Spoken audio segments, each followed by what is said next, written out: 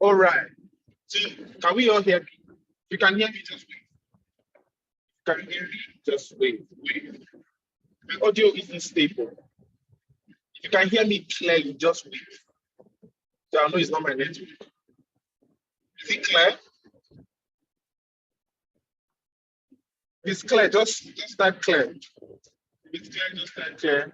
You should be on IT. You should be paying attention. So this evening is going to be here. Yeah, it's going to be here.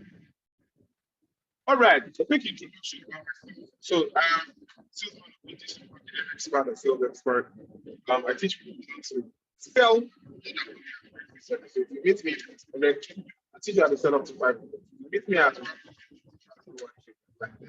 you understand what I'm saying? So I'm a digital marketing expert, digital marketing expert, sales expert, product designer as my back end, and SNOG services limited, the digital agency, tech startup that handles marketing, product design, UI, UX.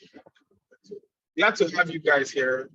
And today I'm going to be doing sales, marketing, branding, to help your business currently is to what you have here. All right. So is it clear now? Echoing, cracking.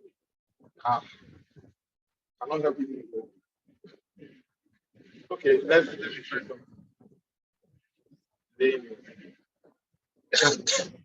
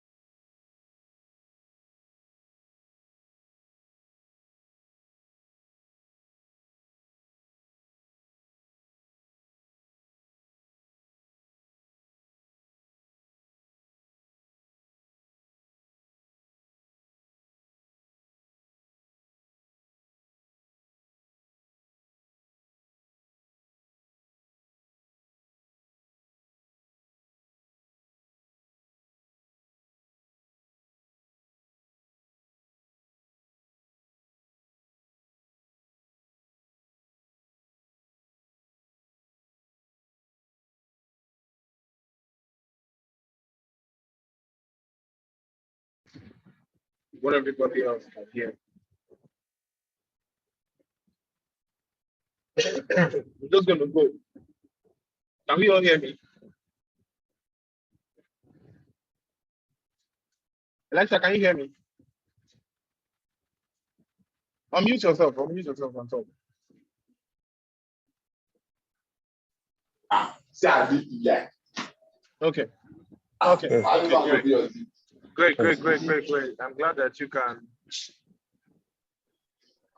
can hear. If you cannot hear me on Zoom, please go to Instagram or God. It would have been better if you could hear me on Zoom. Okay, the site is clearer now. It's better now, so you can actually move back to Zoom. For those of you who join the group, so you can actually move back to Zoom so that you can hear better and see the slide. So again, I'm going to go over the introduction. I'm going to be digital marketing expert and sales expert.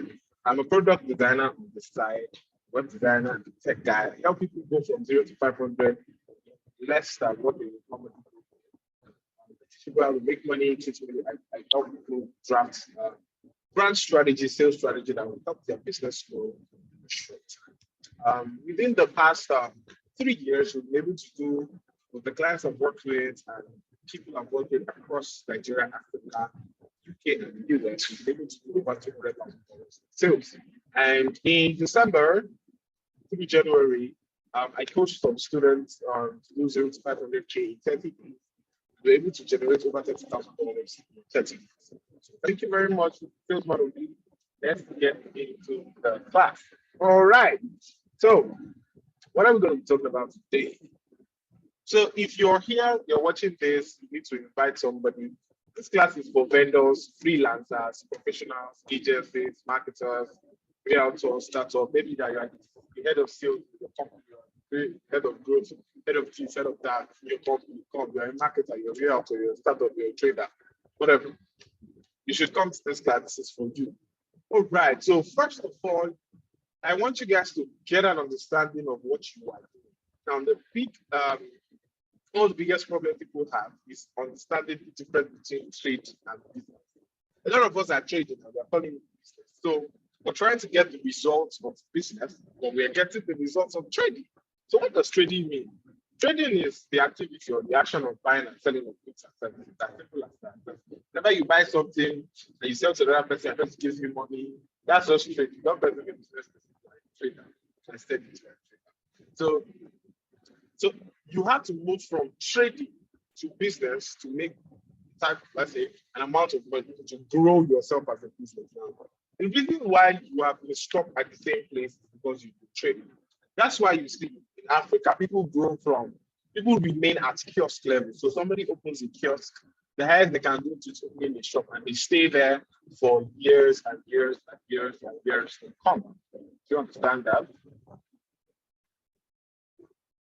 They stay there for years and years and years to come without making any progress at all.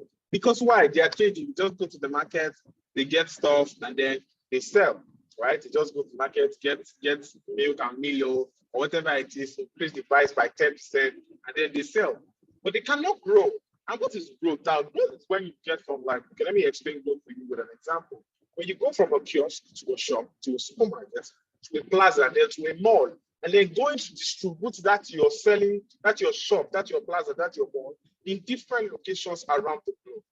Things like Chicken Republic, things like KFC. KFC started in one place, selling his own chicken. From there, go to restaurants, and then it's all over the world. Starbucks, Walmart, all of these guys, they grew to a certain level because they started doing business, not trading.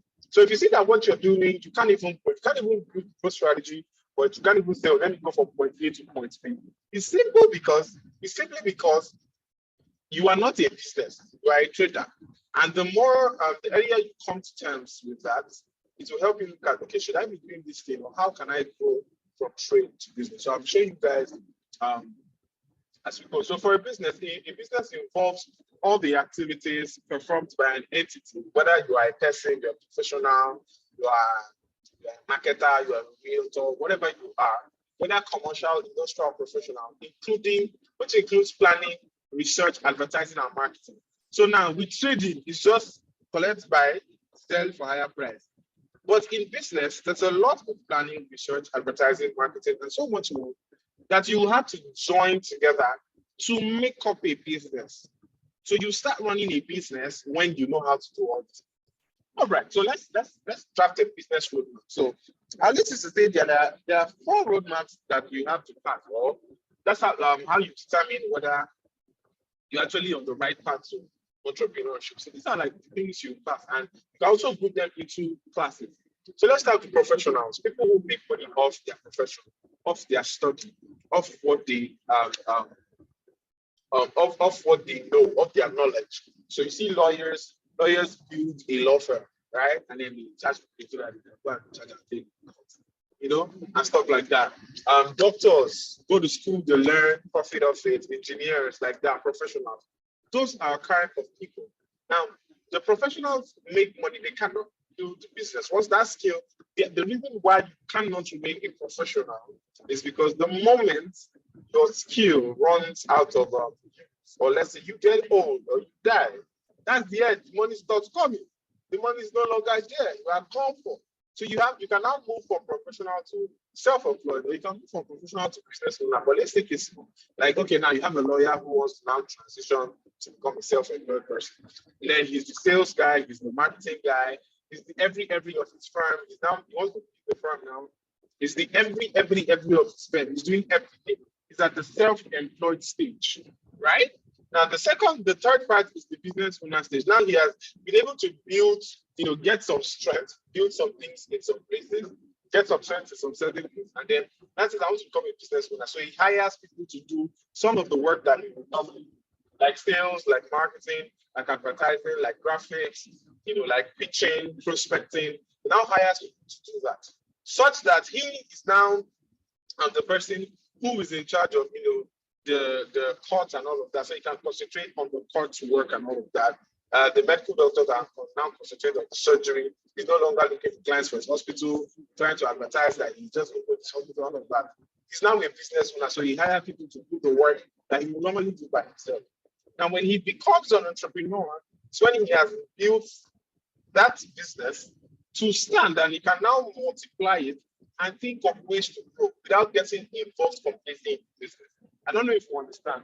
So tell me, at what level is your business now? Are you the self-employed person who is everything of your business? Or you're the business owner who, you have people working for you and stuff, but you're still actively involved. Or you're the entrepreneur that can travel 6 months and your business is more strict. So what level are you? Or you're a professional? What level are you? I want to know. A, B, C, D. A, professional. B, self-employed. C, business owner. D, entrepreneur. So you see that a lot of us are not entrepreneurs. I just self-employed people that know how to do advert. So tell me, I want to see what level are you in right now? Self-employed. I'm seeing a lot of self-employed people here. Some hard hits is coming out. What level are you in? I want to see your response, guys. Come on. Okay.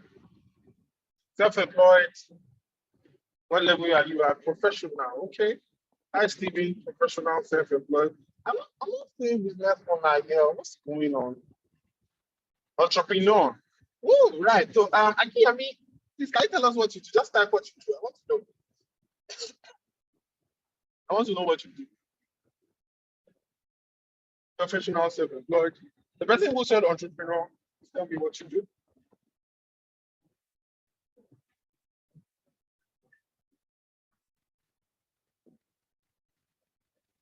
You're self-employed. I've seen you guys on Instagram. Self-employed. Digital marketing, bro. You're a professional. You're self-employed. If you disappear, if you motor jam me today, that's the end of that. You understand? I'm not wishing you back, but that's just a lot of self-employed. So you have to transition to a place where you need to grow to become a business owner and then you can't skip any of these things. That's one thing about business. If you skip it, you always come back to it because you won't even know what's going on. I'll give you an example. If you skip self-employed, right, you won't even know how marketing works, how sales work, how anything works, such that when you employ people and they are even making errors, you can't tell. You won't even know. And you won't even know as to what strength people have gained in your company or your employees have gained, such that you can now travel 6 months, entrepreneur, to Dubai for vacation, then travel, chill, and then you come back and see that your company has closed down. Your secretary used the money to travel and do it. Do you understand? So you have to go through all these stages. I don't know if you guys can see my screen. Hope you can see the screen. Okay, so roadmap. Professional, self-employed, business owner, entrepreneur, like that. So I see a lot of self-employed people. Awesome. Good. This is where I love this. All right, so let's get down to it. Good. So now we agree that we understand different levels of it. Let's get down into niche, right? So whatever you are trying to do, always pick a niche. Now you must not enter a market, right? You must not enter a business or a trade or whatever it is that you're doing without knowing exactly what it's a choice you make. Choose a specialized segment of the market that you want to offer your value to. Choose where you want to enter. So you need to do a specialized segment of the market for a particular kind of product or service, whether you're a graphic designer, you're a realtor, whatever it is, you want to enter real estate. Sharp pick a niche. A niche is that section that you think that, okay, this is where I'm going to function. This is where I'm actually going to function. This is where I'll put my interest in, and get money from. So these are the things. There are things you need to look at before choosing a niche. Now I noticed that a lot of people are in the wrong business. Now nobody wants to admit that, I'm doing the wrong business. They want to keep doing it, with the hope that money is suddenly going to come, or they're suddenly going to make profit from it, or the business is suddenly going to elevate itself. It's never gonna happen. It's not gonna happen. Like, it doesn't even work that way. You have to get to a level where you analyze your business. So let's put a brand on it. Like, let's choose your niche. Everybody in the comment section, just type what you currently do. Type what you currently do. Let's see. So that I will drop, I will explain the different parts of reaching that you guys want you guys have to do. Okay.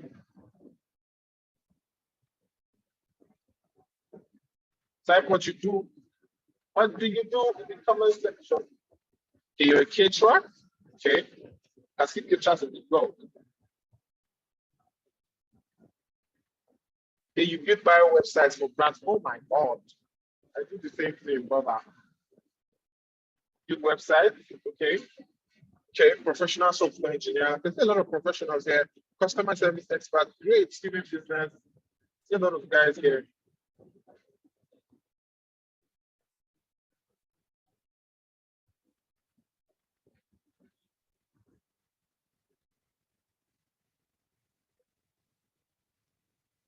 The lead generation. I'm seeing you guys on Instagram.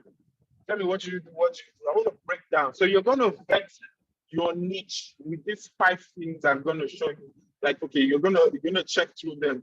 Do my current niche, does it meet these things?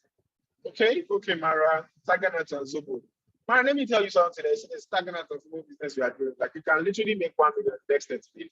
I give you proof. I had a student last year in December, she joined class, early December. 30 days, she did 1.1 million selling. She did not have 10 million. So you can. Listen very well in this class. Just listen. Okay. So look at what you are currently in. Now, the thing about niches is that sometimes it's very hard to move because you're so much invested and interested in that niche.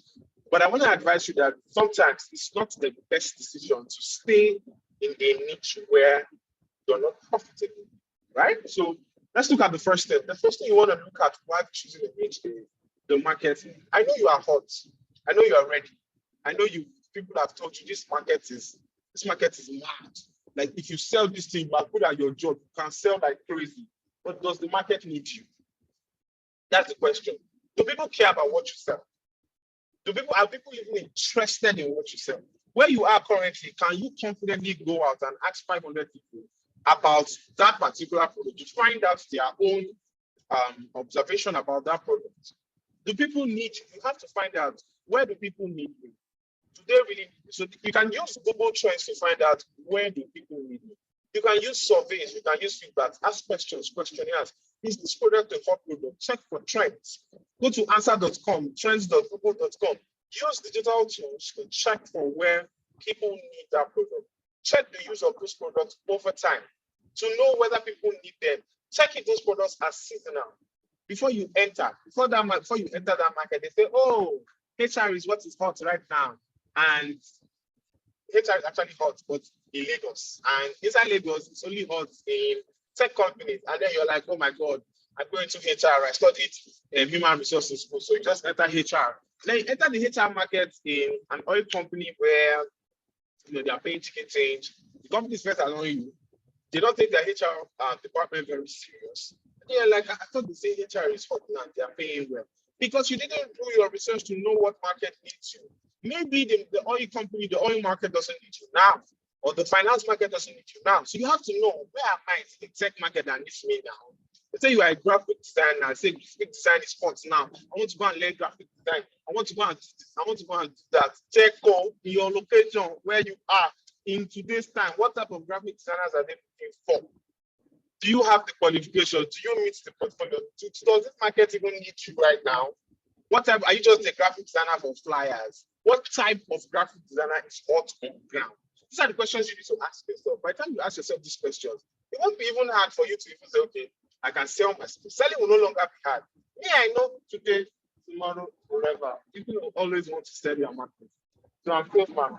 And the day they don't want to sell their market, I'm a product designer. I can design applications and websites. The day they say they don't want to design applications and websites, I'm a web designer. If they say they are not doing, I'm a copywriter. If they say they are not doing anything, I'm a content creator. So whatever it is that they want to, I'm available for them. Because I've chosen my niches right. I understand that my niches switch over time, but I have one that is big. Everybody has like 9,000 followers on Instagram.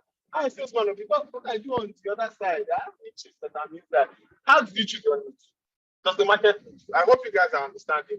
Second is profitability. Money. Some of you that used to say, I'm doing it because of God.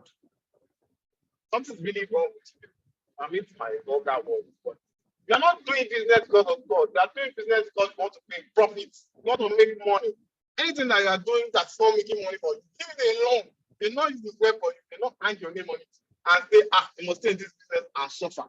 Don't stay in any skill, any business, any relationship that is not profitable. Leave it alone.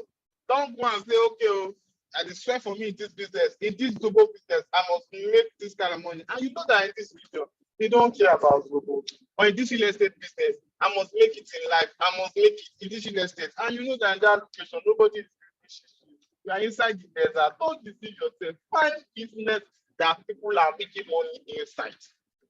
Check profitability. Ask questions. Do not deceive yourself. You must check how profitable is the market. You can even check. Google is. Let me do a correction for all of you. People should learn how to search on Google. It's a required skill in this generation. You can Google top 10 profitable businesses in Nigeria, top 50 profitable whatever in Nigeria. Just in the world, Google it. Before I joined product design, before I became a product designer, I had to Google like, okay, top 10 tech jobs in the world. And I saw that product design was doing $60,000 a year. That's a lot of money. That's 30 million naira. I earn more than a banker. And I can do that in 2 weeks. I can make a lot of money. So this market is good. But you ask me to come and sell jackets that I'm making 50 million jackets. Come on, bro. Come on, don't lie to me like that. Do you understand what I'm saying? So you must choose your market right. Make sure it's profitable.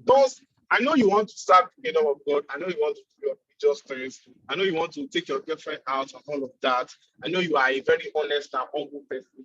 So you are making money in your business. Don't deceive yourself. Make sure you are making money. Don't do it for self-righteousness. Make money. So you must have your market needs. You must be profitable.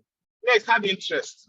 The reason why you have to have interest or passion in whatever you're doing, or you can develop the interest in case you don't have passion. Develop it. Now, on the issue of passion, a lot of people say, should I follow my passion or I should follow what the market wants? Discover what the market, follow what the market wants. Compare to your passion. If your passion is not profitable, let passion come back. Or if your dream is not profitable now, leave it. Leave it for later. Don't go and stress yourself. Unless you can actually make it to at the end of the day, but you'd have suffered. But go for profit so that the money will make life easy. So make sure you have interest in whatever you're doing. The interest is what will make you stay consistent, stay disciplined, and say, oh, okay, I actually have interest in this thing. Let me come back over and over again. It's not going to make you study. Because you need to study for your business to grow. You need to read books, you need to attend seminars. Is that interest, that passion that we say, oh, okay, go and come back every day. They have seminar here, I pay. They have this for this, I join. They have this for this, I join. So you need to know your market needs before you choose that need for that place you want to start. You need to make sure it's profitable. You need to also know that that you have interest. Make sure you have interest in it before you join anything. Now, the next is your first mover advantage. Now, you can't take it because nobody has tried it before. The risky thing about this is that maybe the reason why nobody has tried it before is because it won't work. But you can try. You might have a different strategy. So you can use your first mover advantage. The good thing about first mover advantage is that when it eventually works, when you eventually join, and when you eventually start it, and it works, you'll be the first person everybody can reach you. Or you can use last mover advantage. Last mover advantage is you looking at, okay, everybody's doing this. What can I do? That'll make me stand out. Internet Explorer, Microsoft Bing, Netscape, everybody released browser. But nobody was faster than. So Google became the number one transaction, search engine. Everybody was releasing payments, take up and down, 1980. Most companies release PayPal. You can now send money via the email. Last mover advantage. So 5 things you need to consider before choosing a niche or whatever business you want to go into. Number 1, understand your market needs. Make sure that people want what you are selling or what you want to sell. Make sure you study your market. That thing that you want to enter, ask questions. Ask people that are already here. Ask your competitors. You need to be joining your competitors' market. You don't understand it very well. Find out. Don't go and enter and say, God, I hope on you to send me. God, that not your market is that. Next thing you need to find out is how profitable it is. If it's profitable, you're good to go. If you have interest and passion, you're good to go. You can use first mover advantage or last mover advantage. I hope you guys are gaining something. I'm enjoying that. Okay. So I'm going to just list out a couple of businesses I think you can try in 2021, 2022. So I'm going to go back into that. So 2022, health and fitness. Those of you who sell weight loss, bone loss, everything loss, weight gain, anything gain, gym, whatever, flat tummy, all of that, health and fitness. Digital marketing, advertising, campaign, Twitter, this, Twitter, that, all of that, internet, blockchain, digital marketing, all of that. Food and drink, normal drink, food, pastry, cakes, bakery, all of the inside, food and drinks. Beauty and cosmetics, my fellow skincare people, and makeup. It's like I've not started doing skincare business. My fellow skincare people, cosmetics, brushing, all of that, as a service or as product. We are in this personal development, the coach on depression, all those side effects that help us to heal ourselves, all of those things. Finance, personal finance, personal finance like the Money Africa as a service, the consultant, what are the things you can enter, businesses you can start. Language, you can speak French, tell it. You can speak French. This way, I learned French from CS1 to SS2. Not part of it, but you can't speak French. My dear, you can't speak French. Set up something and teach you how to, until they're traveling to French countries, you can teach them how to speak French. They'll pay you. Can speak English. Asians want to learn how to speak English. Study it. And sometimes that country, they will pay you. When you study 2 times a week, they will pay you to learn. You understand what I'm saying? Tech, design, coding, C++, PHP, product design, UI, all of that. Laravel, all those programming language, designing websites and all of that. Sales and marketing can come and meet me. That's what I'm teaching you here. Make money. How to make money. From 1 naira to 50 naira. Sales and marketing, coaching. Coach people how to do that. What's better? How to change their mindset. All of these you can go to research. Education. That things that there's a lot in education that you can teach. Education technologies. Labor. Teach small children. After teaching for kids, teach them to play football. How open your own academy is not go for competition. There's a lot to do. Real estate, sell house, rent houses out, like lots of things you can do. Travel, you can affiliate for travel agents, booking agents. You can even start up a travel app, your own booking app, and you go places. Gaming, all those gaming things. You can sell games, you can start a game app, whatever. The gaming center. Furniture, you can sell furniture.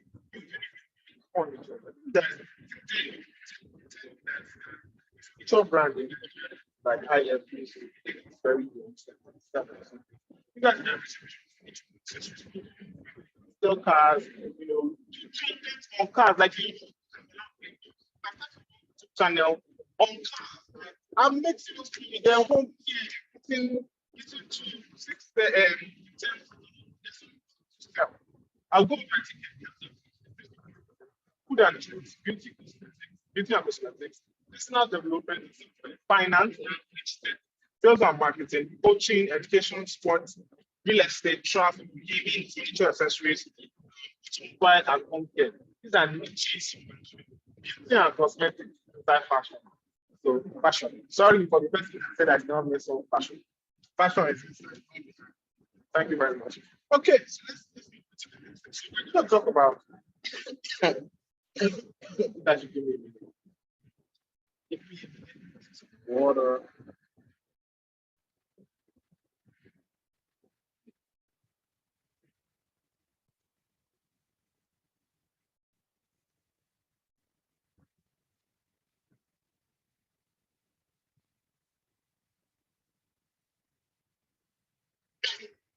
All right. Can everybody hear me now?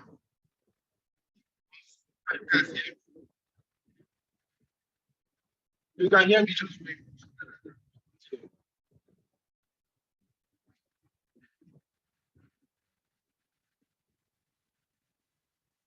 Okay, so I'm just going to change.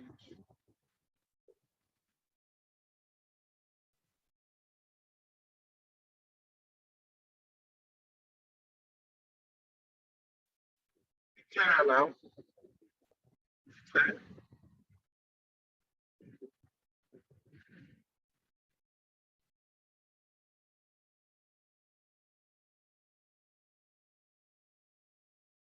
If you can hear me, oh, so this is your Instagram story. So I just started streaming video go to it so that I can hear people.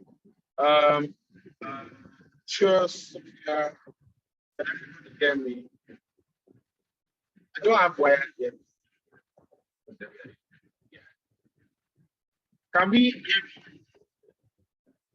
Okay, the answer is on IT then. Oh, oh. Okay, give me a minute. Give me a minute. Wired. Okay, a bit better. Okay. Yeah, I think it's some of your network, so not me. I don't think it's me anymore. Jerry, can you hear me? You can hear me just me. Okay, great, great. Guys on Zoom. Zoom is cracking. That's an edge. Still, Instagram. If more than what I want. No, but that's just cool.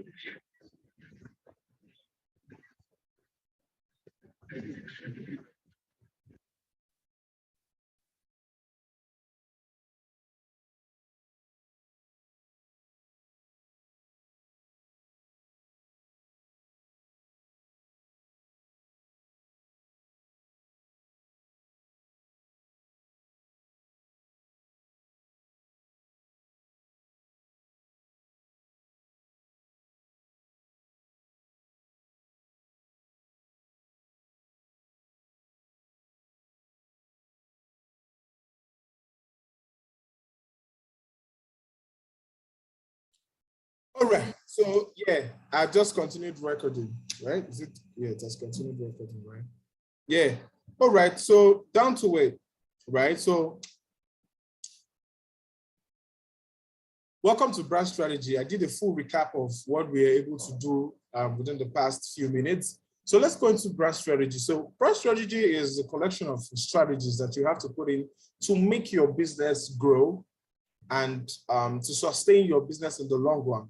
So it's part of what you have to do to help your business grow in the long run, right? So if you don't have a brand strategy, growth might be really hard for you to do because you'll be struggling with a lot of you'll be struggling with whether how to grow, how to sustain your growth, and you'll be wondering, oh, what's happening?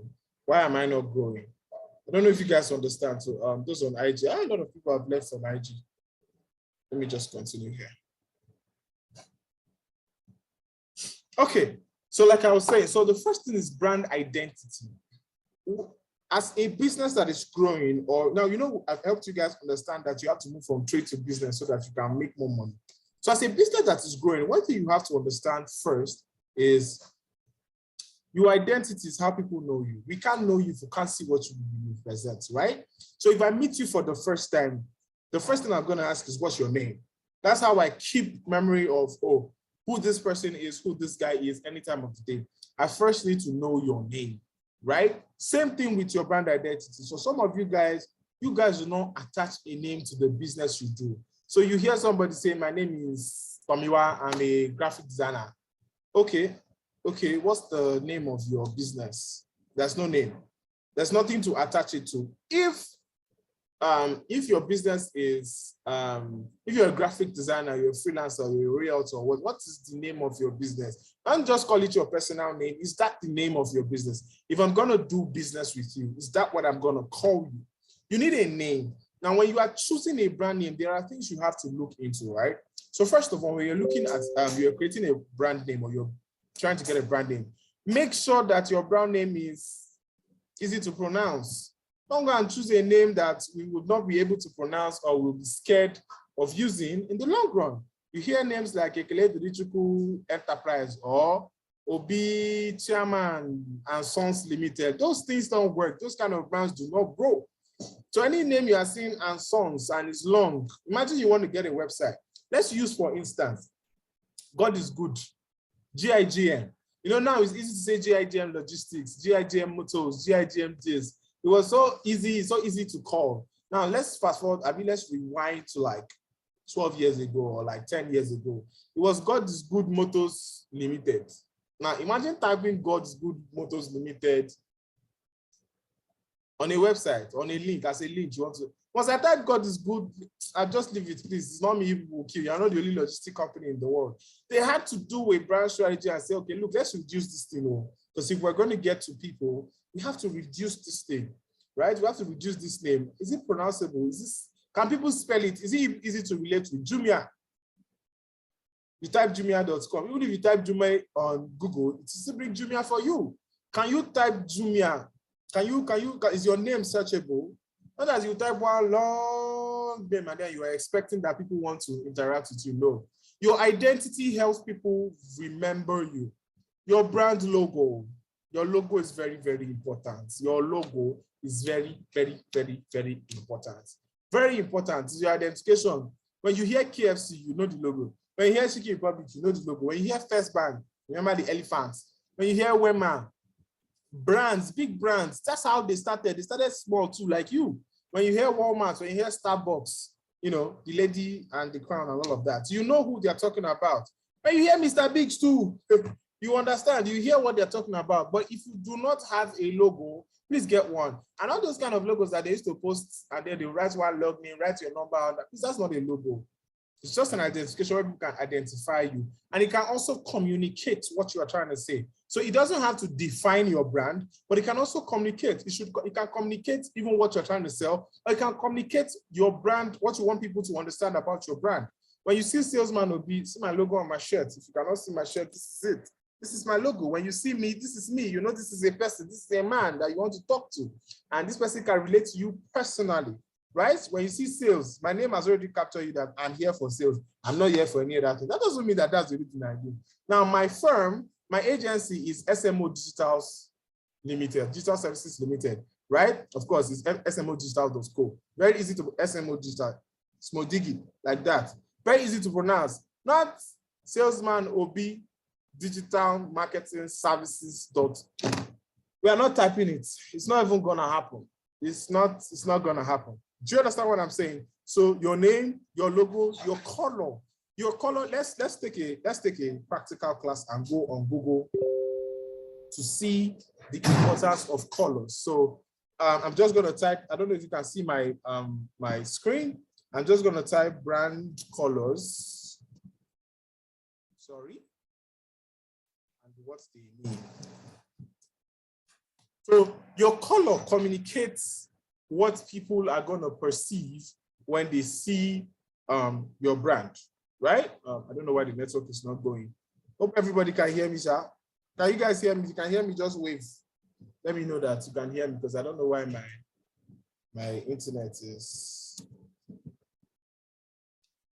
Okay. Can you see this? So I'm just going to open an image that will show you brand colors, what they stand for, and all of that. So you can see brand colors everywhere across this browser. You can see this now. Now, if you look at this now, you can see, I think this is yellow. Yellow talks about optimism, clarity, warmth. Orange is friendly, cheerful, and confident. Red is exciting. It feels excitement, youthful and bold. Purple is creative, wise. Blue, trust. Green, peaceful and health. Balance is gray. Understand what color works for your brand. It's very important if you need to grow, because when people start to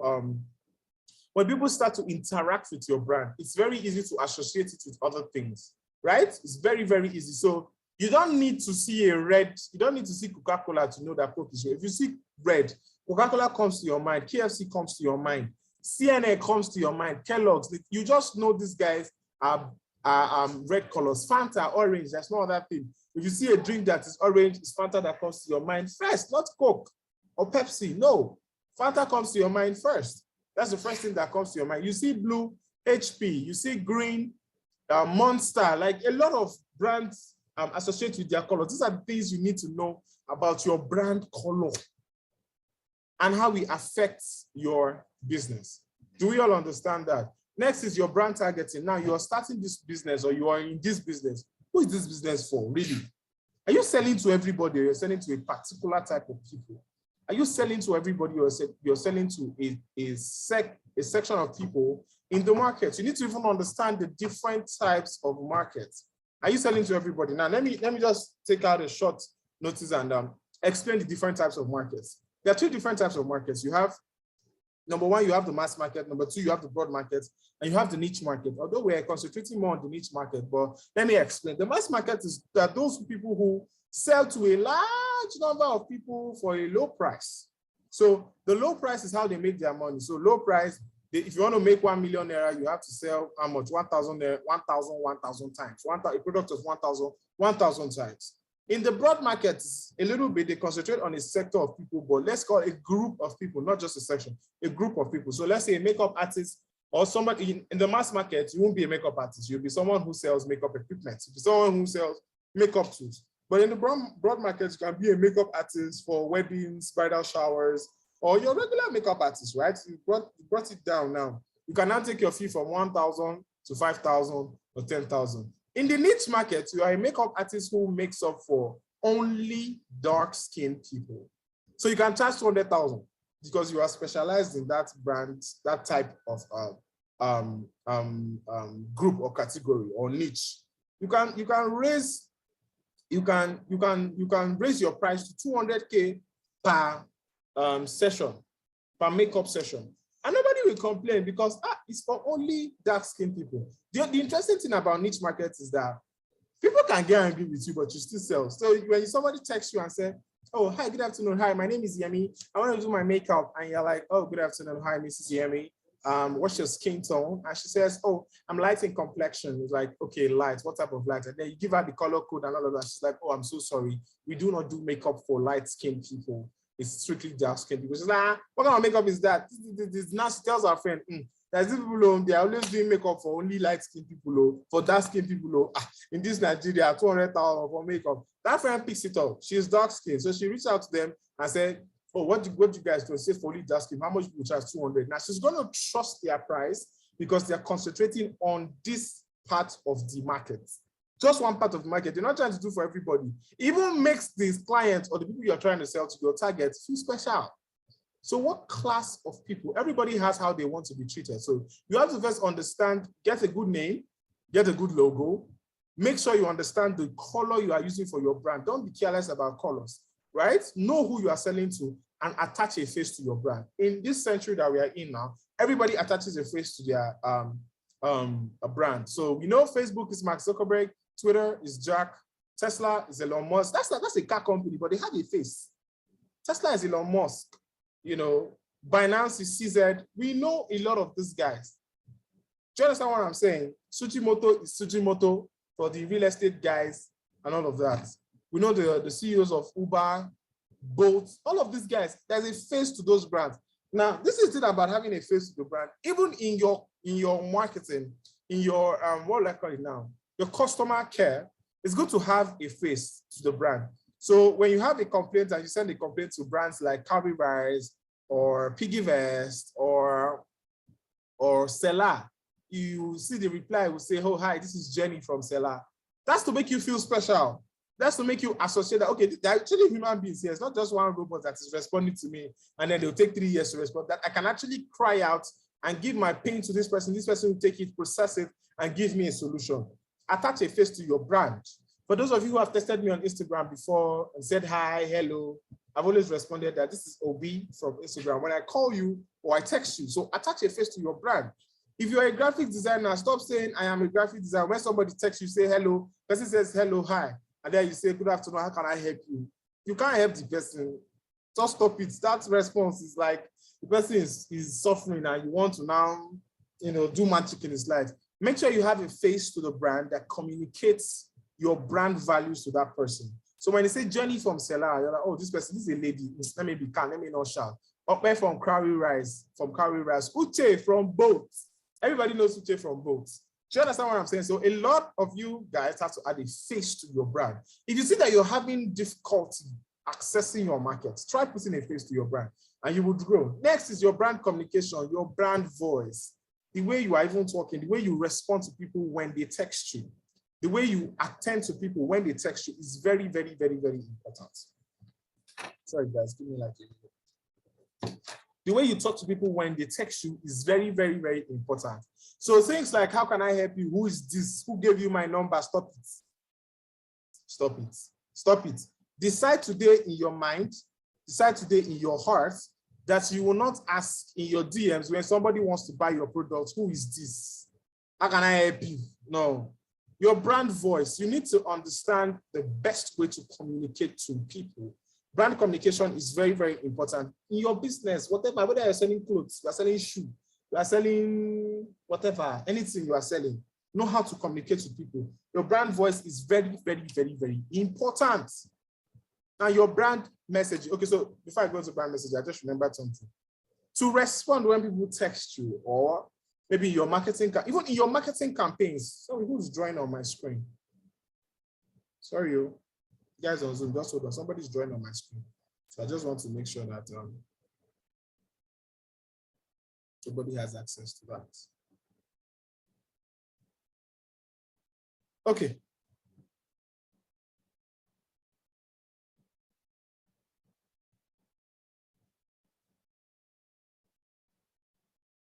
Thank you. All right, so let's go on. So when somebody texts you, or when somebody says hello, hi, or responds to you, start with how may I be of service. Tell them how may I be of service. Why do you put yourself in a place to serve that customer, right? You put yourself in a place that makes you look like you're doing that customer a favor. And anybody you make feel like a king will serve you. Anybody you make feel like a king will always want to show that I am a king. So whenever a brand or a product, whatever, whoever texts you, make them feel comfortable enough. That's when you get their money. So it's like meeting a girl for the first time. When a girl says hi in your DM, guys, when a girl says hi in your DM, don't say, how did you get my number? You reply, hi, this is Obi from wherever. Oh, hi, I collected your number last week. Oh, hi, this is me. Or when a guy enters your DM, some of you are unmarried because you're always responding to people like you're fighting, right? That's by the way anyway. So in business, when somebody texts you anyhow, whatever the person sends you, ask the person, how may I be of service to you? When you ask them, how may I be of service to you, naturally, they feel the need to respond to you in a very good way that will translate to sales at the end of the day. They look at you like someone who's ready to serve and they're ready to tell you their problems. If you do not make your prospect or whoever comes into your DM or your messaging, whatever, feel comfortable, they would not be able to buy anything from you. In your marketing, in your advertising, your voice, people can hear what you're... There are some ads that you see and you feel like this ad is insulting me or they are shouting, they should reduce their voice, those kind of things. You need to understand what kind of tone do I need to go out there using my advertising, in my advertising strategy, what voice do I use? Do I talk to people calmly? Do I talk to them in a way that, oh, would they miss this, would they miss this opportunity, they don't get my product? I want to use a brand, I forgot the name of the brand, it's the headset brand. They have the same ads as Sujimoto. I forgot the name of the brand, but if I remember before the end of the class, I'll tell you guys. So then they make you feel like you have to be rich to afford their headset. It's just headset though. Like if you hear music in it, you will not go to heaven, but they make it in such a way that I'm coming. I have to search for that brand because it will help us understand brand voice and messaging. Yes, so the brand name is Bangs and Olufsen. Thank you, Ohimo. Bangs and Olufsen. Yeah, I think I just remember. Bangs and Olufsen. So I'm just gonna go. You guys can see my screen. Let me see their ads. So for those of you who cannot see my screen, I'm just gonna read out some of their ads for them. So now you can literally hear them talking to you in this. Thank you very much, the Ayeni Jonathan in their ads. So you see an ad that says you make it and make it again, then you get a bang of losing. These guys are telling you that even if you make it once, you cannot afford this. You cannot afford this headset. So you have to make it and make it again. Their voice screams premium. Their voice screams class. So when you're putting out your advertising, what kind of voice are you putting out? If you don't even understand that there's something called brand voice, you even be able to create an ad that will talk to your customers. There are ads that drag you to even read very long text, headlines. Another of their ads says, "We sincerely hope that those who cannot own a bank and Olusin today never stop trying." Like the audacity, they used to tell you that you are broke sometimes. It's just, they're shouting, they should reduce their voice. I don't know if you guys understand me. Okay, you see another one. No one gives a bank and Olusin as a gift. No one is that generous. They're screaming expensive. It's not for the broke, not for the poor. I don't even know to call it poke now, because poor and broke is whatever you want to call it. But their voice is screaming expensive. I don't know if you understand that, right? Okay, let's get back to class. So like I said, brand communication, first is your brand voice. Next is your brand messaging. Your messaging is what you convey to people that will make them respond to you, right? It's just like the first thing they see when they want to communicate with you. So I'll give you an example. If you go to my IG page, if you go to my Instagram, let me see if I have my Instagram close by. If you go to my Instagram page, the first thing you see, let me see, I want to go to my Instagram now. The first thing you see is my bio. That's where I drop my message to. So I'm a digital sales marketing expert. What I do, trains over 5,000 people with strategies that brought in $200,000 in sales results. Now, you can craft your messaging first by telling us what you do, who you help. So what, who, and your results. So you can start by saying, oh, I'm a catering. Okay, let me give this as an exercise for everybody to do. If you're on my live video, you're on Zoom, wherever you are, type your messaging using this strategy, using this formula. Use your what you do, who you serve, right? And what you've been able to do. Use it to craft a message for me. I'm waiting for you guys in my DM. So now you're a graphic designer. What has your graphic design brought to the table? You are just joining colors and icons together. You're a videographer. Okay, we know you know how to use DaVinci Resolve, but have you done anything? You are a caterer. You can make cake. Okay, did somebody post it on Bella Nigeria and say it's an awesome cake? Have you received referral? What have you been able to do? So I want you guys, 10 people, type in the comment section using what you do, who you serve, and the results you've been able to get. Again, what you do, who you serve, the results you've been able to get, craft your message. I'm waiting for you guys. IG, you guys can try it. You guys can give it a shot.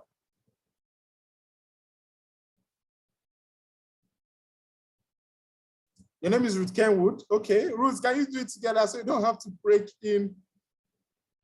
Okay. Awesome, guys. Awesome. I hope you're enjoying this session because I am. About 200 people joined the group and I'm only seeing 37 people here. People will never take their lives serious and be shouting God away. Okay, so while you're typing your brand messaging, your brand personality, now the person behind the brand, the face, that face that I said you put, what does that person communicate? Now, this is for people who are they're professionals, your health. What kind of person do you communicate? Now, this is one thing about brand personalities. Let me start by saying you address the way you dress, right? And I'll give you as an example by asking a question. If your brand personality doesn't look like what you're trying to convey, you might never get the results you're trying to get. So let me use an example. You guys here, this is a popular question. Anybody who has attended my class knows that I ask this question all the time. If you want to buy a 200 million naira house now in Nigeria, two guys walk up to you, right? One is fluent, two of them are both fluent in English, nice guys. The other guy very nice, neat suit, but he dropped from bike and he came. The other guy, he looks, very casual, wears polo with his stocking trousers, looking good with his sneakers, and then he dropped from a G-Wagon. And he says, oh, good afternoon. We're both here to sell this 200 millionaire house to you. Who are you buying from? The guy on suit or the guy on the casual dress? A or B? Who are you buying from?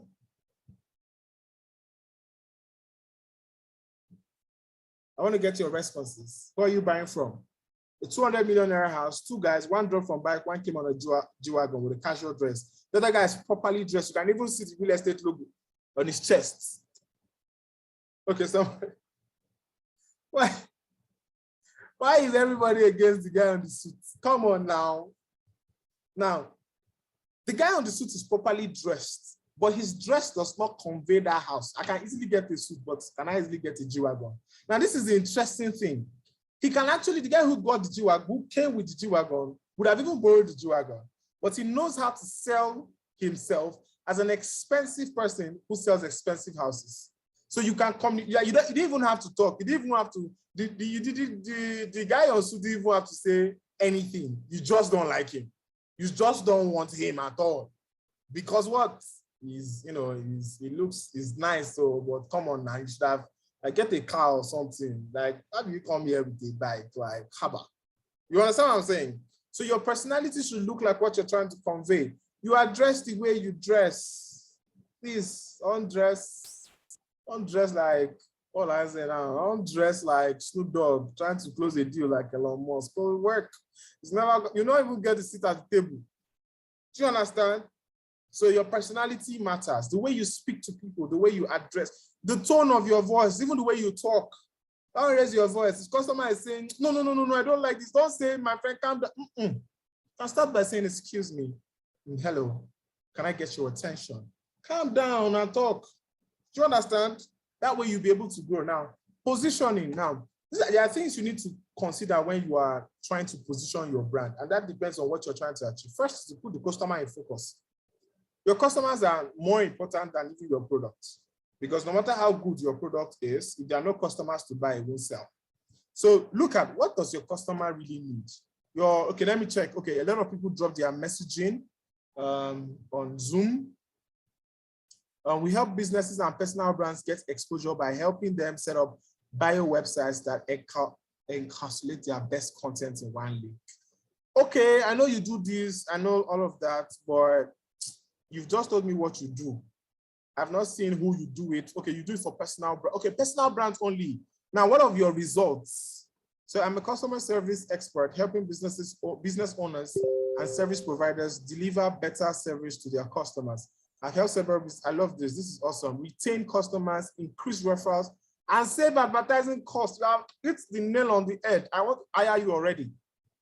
So when you tell customers about their results, your results, you'll be able to get their attention. So look at this customer care guy now. He's focused on helping his customers retain their own customers and increase the referrals and save them advertising costs. These are three things now.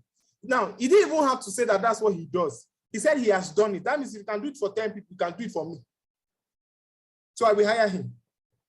So when you put the customer in focus, what do you want to do for? Some of you don't know what you want to do for your customer. Of what importance is your cake to the customer? You're making cake for that wedding, of what's importance? You're doing small chores of what's importance? You are doing Zobo of what's importance? You are selling house of what's importance to who are you even selling this house to? Do you even know who you should sell a 200 millionaire house to? Like somebody will enter my DM, I'm saying I should buy a house of 1 billion. If I have 1 billion, I won't have you on my WhatsApp. Trust me. If I have 1 billion, you will not be on my WhatsApp. Just know that and know peace. And you're sending me out as you want to buy 1 billion. That's what? You don't even know your customer focus. You don't know who you're supposed to be talking to. You don't know who you're supposed to be sending messages to and sending DMs to. Some will not say, don't worry, one day they will have 1 billion. Hello. Think is that house I'll go and buy. You know, it's your strength. So understand your customers. Make sure that your price is market price. That's the second thing you have to look into. Pricing, very, very important. Pricing is very, very, very important. Check out your market price, right? Is this price market price? Should I reduce my price? Should I increase my price? These are things you need to look into. In your brand strategy, check your current price. Are you overcharging or you're undercharging? You are doing graphic design, your designs are mad. they're crazy, but you're charging 1K. Are you a joke? Like, even when people see it, I kid you not, there's a company I worked with that a top multinational, top country, $1 billion company, reached out to do websites. And the company I work with said they charge $10,000. And those people were like, it's too low. For building website, I can do it with 60K. 60,000 naira, I've done it, sir. But these people said 5 million naira. And then the company said it's too, they don't think you guys can do the job because the price you're saying is too small. We see your jobs, we see your portfolio, but we don't really trust that you can do it because what? Your price is actually very small. 5 million naira for a job that I can do for 60K. They say it's too small. These are things you need to look into. The kind of people you're trying, the kind of customers you're trying to reach out to, what price is convenient for them? What price will make them happy? What price will make them trust you? Those are the things you need to look into. Your product characteristics, your product, it not make any sense. What you are selling, look at your business currently. That product that you are selling, the one you say is not moving market, does it have any characteristics that changes people's lives or add value to anybody? These are things you need to look into. You need to look into your product characteristics, look into the quality of your product. Your product use an application. There's a popular app. I'm not shading anybody, but there's a popular app that appeared in one TV series like that. And the app, they used to use the app to do something about money and all of that. The app is awesome. I'm not saying the app is not awesome, but you see the UX, the experience, the use of that app. Rubbish. Anybody can quote me anywhere. It's rubbish. You sign up and verify BVN 16 times. What? Did I kill somebody? That's the experience. So I will delete the app. I know about 200 people who said I deleted the app. So imagine you losing 200 people in one day because BVN verification took time. Your product use an application, very important. That's your skincare. Is it easy to use? Skincare routine that you have put down for us, is it easy to use? Or that we should just take skincare and rub on our body? The shoe that you gave me, is it easy to wear? What's this thing they used to talk about shoes again? I've forgotten that they used to say there's no lace or something. Is it easy to wear? The shoe you are selling, the drink, that drug that you sold to me, is it to use? I should be taking it after every 5 minutes. Nobody will stress me, please. The weight gain tea that you say I should take, how do they use to prepare it? Is it easy to use? Your products use, the quality. Is it registered? Is it verified? So I'm not going to take something that will finish me. Even your home appliances, right? Pressure cooker. I know when pressure cooker came out, they want to stress our life. I almost burnt down our kitchen. I almost killed myself trying to open it while still doing that. Can you people use it? The product application will determine whether to sell faster. Then lastly, to position yourself better, check your competitors. What are they doing? I didn't say copy them. Check. What are they doing? Sometimes you use your competitors to say, oh, okay, I think I know where I'm going to. I think I know I'm on the right path. Then look for your first or last mover advantage. Because if they got there before you, you might not be able to beat them. So look for something that you can create that they cannot compete. Do you understand? So again, to position yourself well as a brand, your customer focus, important. Price, important. Product characteristics, important. Product quality, product use and application, important. Your competitors, very, very important. Okay. Brand awareness. So how many things have we mentioned now? Mentioned brand identity, and I gave you the 5 characteristics of brand identity. We have brand communication. I gave you 3 characteristics. We have brand positioning. I gave you 6 characteristics. Next is brand awareness, which includes your marketing, your channels, and customer acquisition strategy. Good. Brand awareness, marketing. Marketing is all the activities that will lead to sale, right? It's not sales. Marketing is all the things you have. We're still going to discuss marketing in full in the next session. But brand awareness, we have marketing now. Marketing is all the activities you have to do in your business that will translate to sales. So things like setting up your content marketing, your content calendar, your advertising campaign, everything you have to do. We're still going to talk about it. Do you have the right marketing strategy for awareness? Sometimes don't sell when you first start. I see people trying to sell their ebooks, trying to sell their courses on WhatsApp TV at once. We don't know you. You are a new brand. We don't know you. We can only buy from who we know. You are talking to us for the first time. I did not occur to you that at least you should give us something that will even drag us before you start saying you want to sell something to us. We don't know you from Madam. As a graphic designer, you say you want to be charging me 100,000 naira per design, 150K per design. Can I see your portfolio, please? Can I see what you have done before? Can you even offer me something? Don't tell me to come and hire you for 150K and you don't have one single portfolio. That's a problem. So what are the things you need to get ready? The tools, the channels of distribution that you want to use. Are you using Facebook, Instagram, or Twitter? Not everybody is for Twitter. Not everybody is for Instagram. Not everybody is for Facebook. I'm going to do a question and answer session right now. Right? I want to ask you guys questions. So we have the 3 top social media channels, right? Tell me what they are for, right? What one word, with one word, just describe what it means to you. Instagram, what does Instagram mean to you? Type it. Just type in the comment section. When you hear Instagram, what comes to your mind first? In one word. Or in a sentence, anyone. Pictures, okay. Okay. Pictures and video, great. HD pictures, okay. This person added HD. Visuals. I think I like the person who said visuals, right? Visuals, I like visuals. Okay, great. Twitter, what does Twitter say to you? Twitter, in one word, what is Twitter?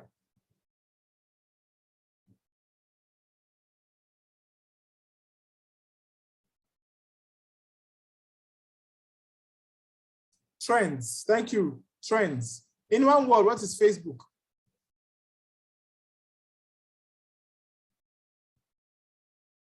Facebook.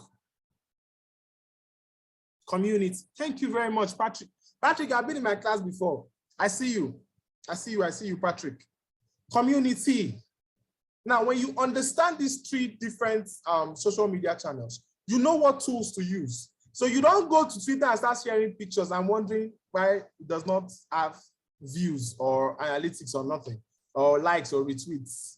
Because people respond more to tweets. They respond to trends, things that are going on. It's a fast, that information does not just stay once on Twitter. Like, it keeps recycling, keeps moving. Unlike Facebook, that I can always go back and go and read essay, even watch the video, see the pictures. People are liking your pictures. People are commenting on your pictures. You know, you can build communities, Facebook groups. You can't do that on Instagram. Instagram is for visual images. People are driving value via pictures and image and video. These are the things you need to understand. You need to understand these things so that you can use those platforms well, those channels well. Sometimes you need a website to sell more. You have been selling through IG. Now your clients have to move to a website. Get an e-commerce website. Website does not cost much. Get a website, 100K, 150K. If you're getting 100K, 150K, you run an ad and you're doing 2 million in a month. You have made your money times 10. Get a website. Email marketing, tools. These are tools you need to use for your brand awareness, because you will need all of these things when you are prospecting. Very, very important. But if you don't have any of these things, you will struggle in the market and you are wondering, where did I go wrong? What did I do? Customer acquisition costs, CAC. Now, let me explain what customer acquisition costs. How many of you can tell how much you would make from an advert? Anybody here? Anyone? Can you tell how much you will make from an ad? Like, you run an ad and you know how much you make.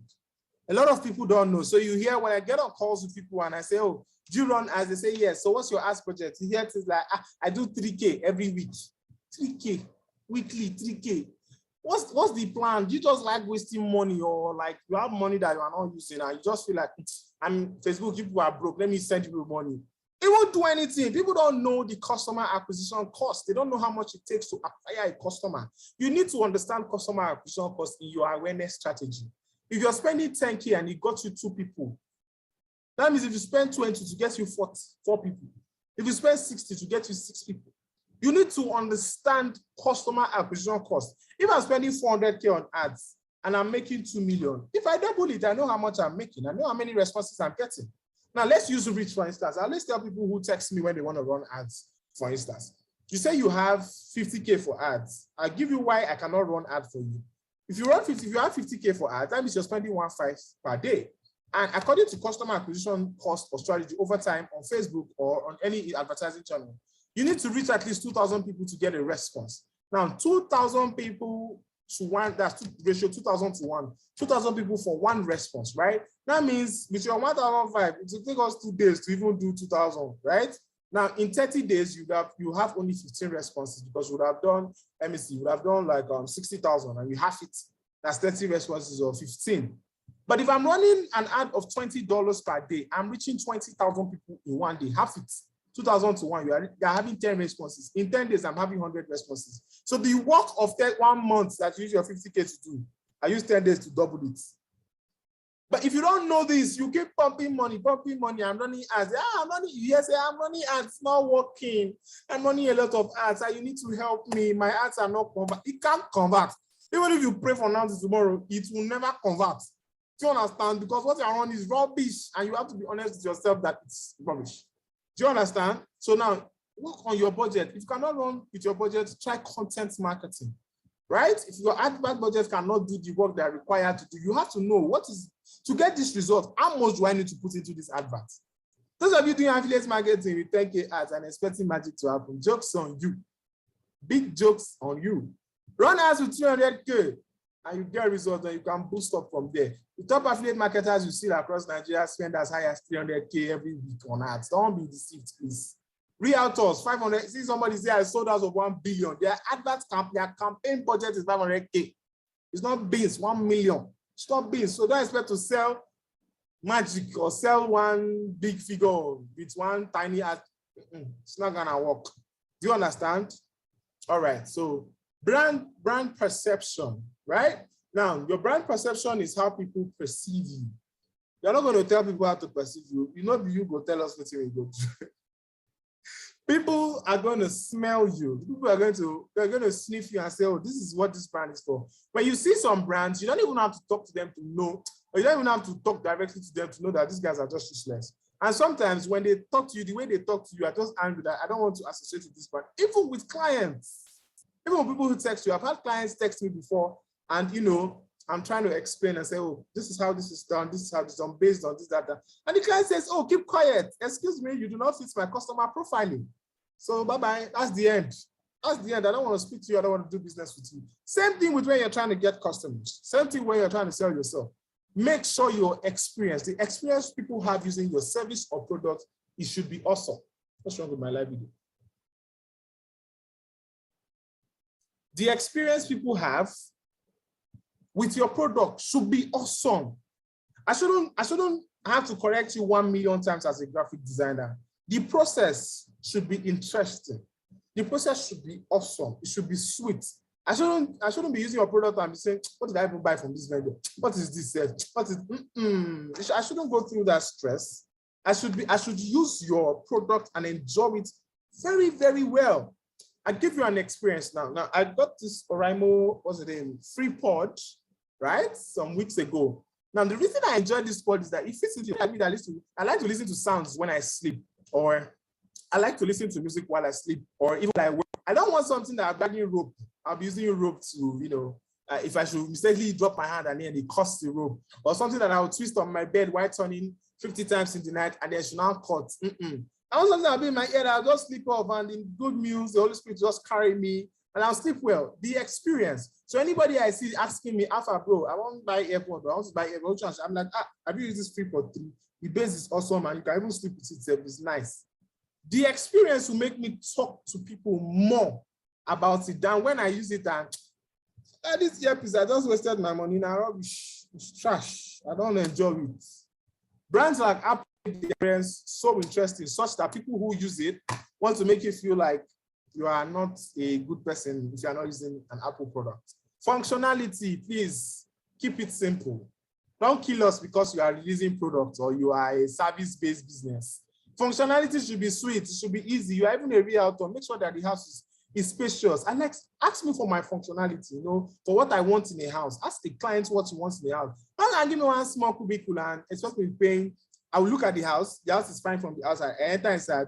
The inside is smaller than my kitchen at home. And then you now say I should pay 20, 40 million for the house. Till we meet again, bro, and I'm out of there. Products, skincare, health, like that. A lot of products. The functionality, right?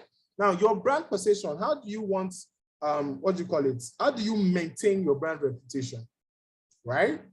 The way you respond to people, your customer feedback, your policies. Those of you who put no refund on your IG page, I am warning you, go and remove it. You are not a thief.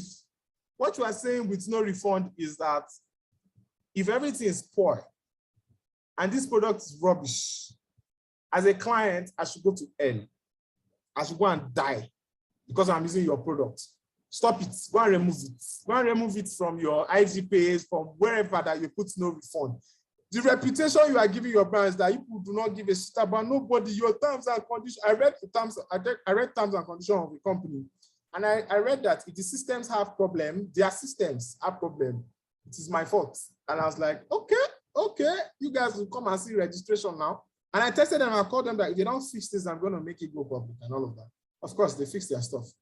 Survey, ask people questions to know what they think about you. Very important. Don't go and be free now. There was a time I used to teach on WhatsApp, WhatsApp class, not those long, you see, we drop. Class is supposed to last 3 hours and people are supposed to day. You finish it in 10 minutes and say you have taught. Everybody just like, don't even know what you are doing. Ask questions so that you can know the right channel. Take feedbacks, even the ones that are not sweet. When somebody tells you your design is trash, when somebody tells you, I don't really like this cake, and even though you spend 12 hours making that cake, making that small chops, that buns, listen to that person's feedback and find out where they were hurt so that you can do better next time. Be able to take criticism. Some people have bad mouths. Okay, that's fine, that's good. You cannot help them, it's their personal problems, but you need it in your business to grow. You need to get feedbacks, you need to ask questions. That way you'll be able to understand how you are perceived by people, by customers, by the market to improve on your product and to make better sales. I hope you are enjoying this class. I hope you are enjoying it. Good. Okay. For those of you just joining us, I hope you are enjoying it. A lot of people have come and gone. I hope you're enjoying it. So we're going into, the last thing, brand consistency. Now, this is the thing about brand consistency is this. When you start something with a brand, don't change it.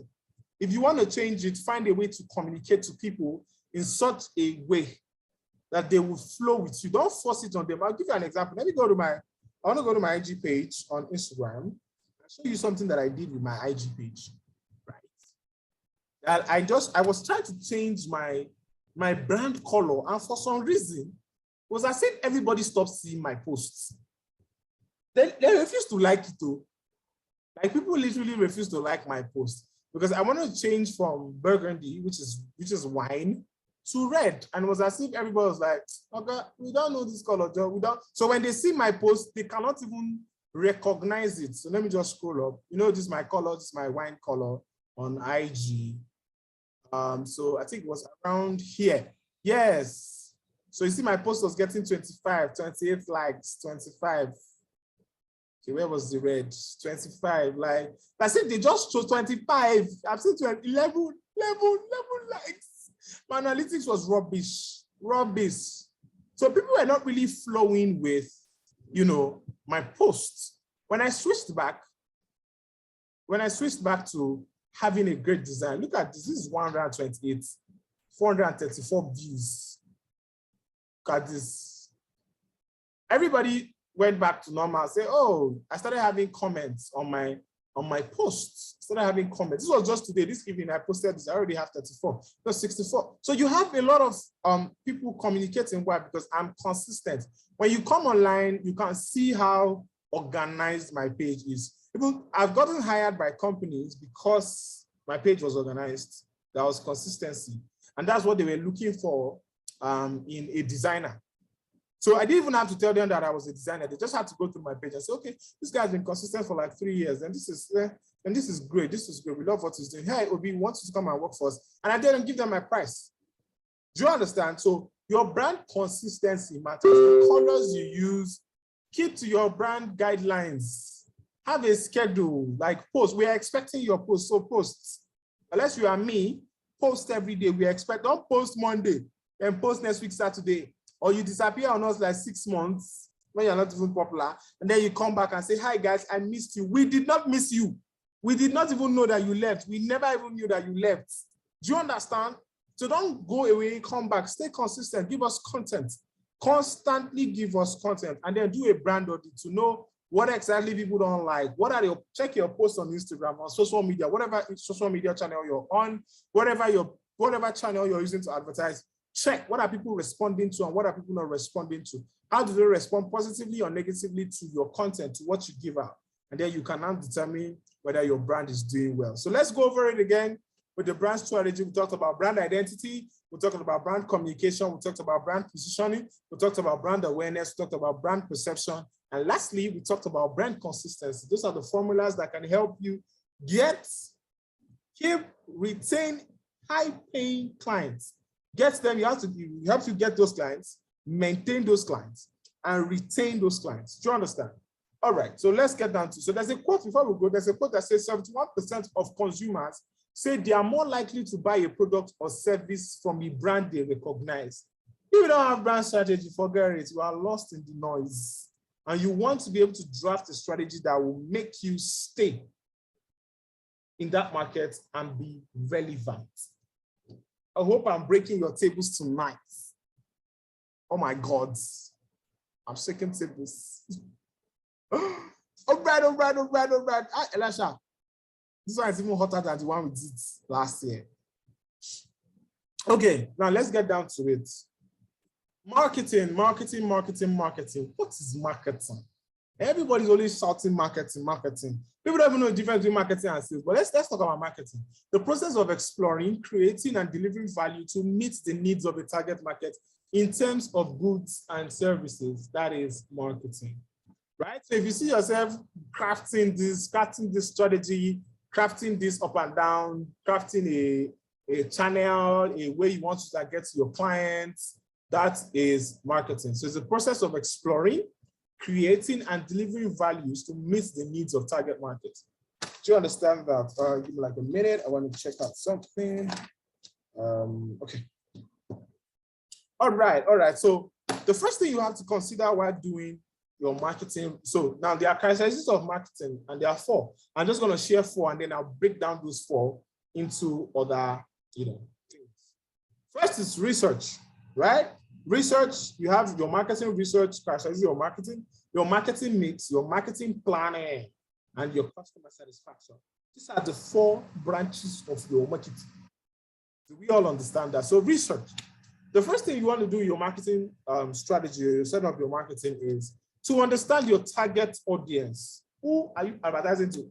Who needs this thing? Your target audience are the people who want your product, who needs your product, who would buy your product at the end of the day. You need to understand your target audience. You need to know where they are, who they are, where you can find them, how they want to be served. I'll give you an example. COVID was everywhere, and everybody was doing, what's the name? Is it nose mask? Hold on. Everybody was doing nose mask. I'm coming. Oh my God, can this save on IG? 3 hours, okay. Everybody was doing nose mask. Everybody created different types of, people made the one that carried their brand logo. Everybody was trying the black and the, light green nose mask. But people were using the nose mask that has oxygen pipe and all of that, right? Different people, different ways they want to be served. Now, if you sell that 100 Naira on to me that likes my office, I won't buy it because my office already gave us one. We already bought from our office canteen and we are using the nose mask. Or if you're trying to sell one at the office, I might not feel safe. I want the surgical nose mask because I trust it better than this one that we use, use Buba, what's the name now? Material to do. I might not trust it. So I want to use the one that I know they sent from the hospital. Now, different people and what and how they want to be served. Your target audience, do you even know how your target audience wants to be served? Do you understand how they want to collect this product? Like, you want to buy shirts, for instance. You're trying to sell a shirt. How do you package that shirt? Are you hanging it and snapping pictures of it on the floor on Instagram and posting it? But you're putting it in the back and showing that, oh, this has not been broken. The seal has not been broken. I want to trust that I'm buying original. There are some shoes, there are some people selling original Nike shoes for 200K, 300K, and it's not in the pack. Are you whining me? I won't buy it. Give it away, say, I won't collect.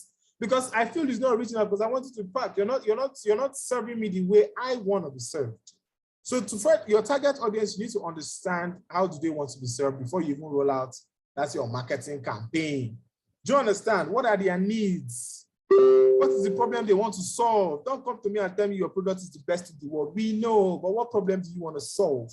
Very important. What problems do you want to solve? When we know the problem you want to solve, then we can go ahead and buy your products. You know, if you're solving my problem, you can buy your products. You can't come and meet me now and say I should buy skincare or cream from you. I'm black, I'm proud.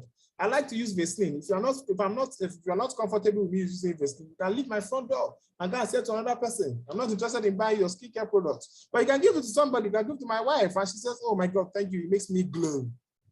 I can buy it for my wife, not for me. I'm not even your target audience, but you can give it to me. I say I'm not in charge of my cosmetics. Go and meet her. Do you understand? So you need to be in front of those who need your products.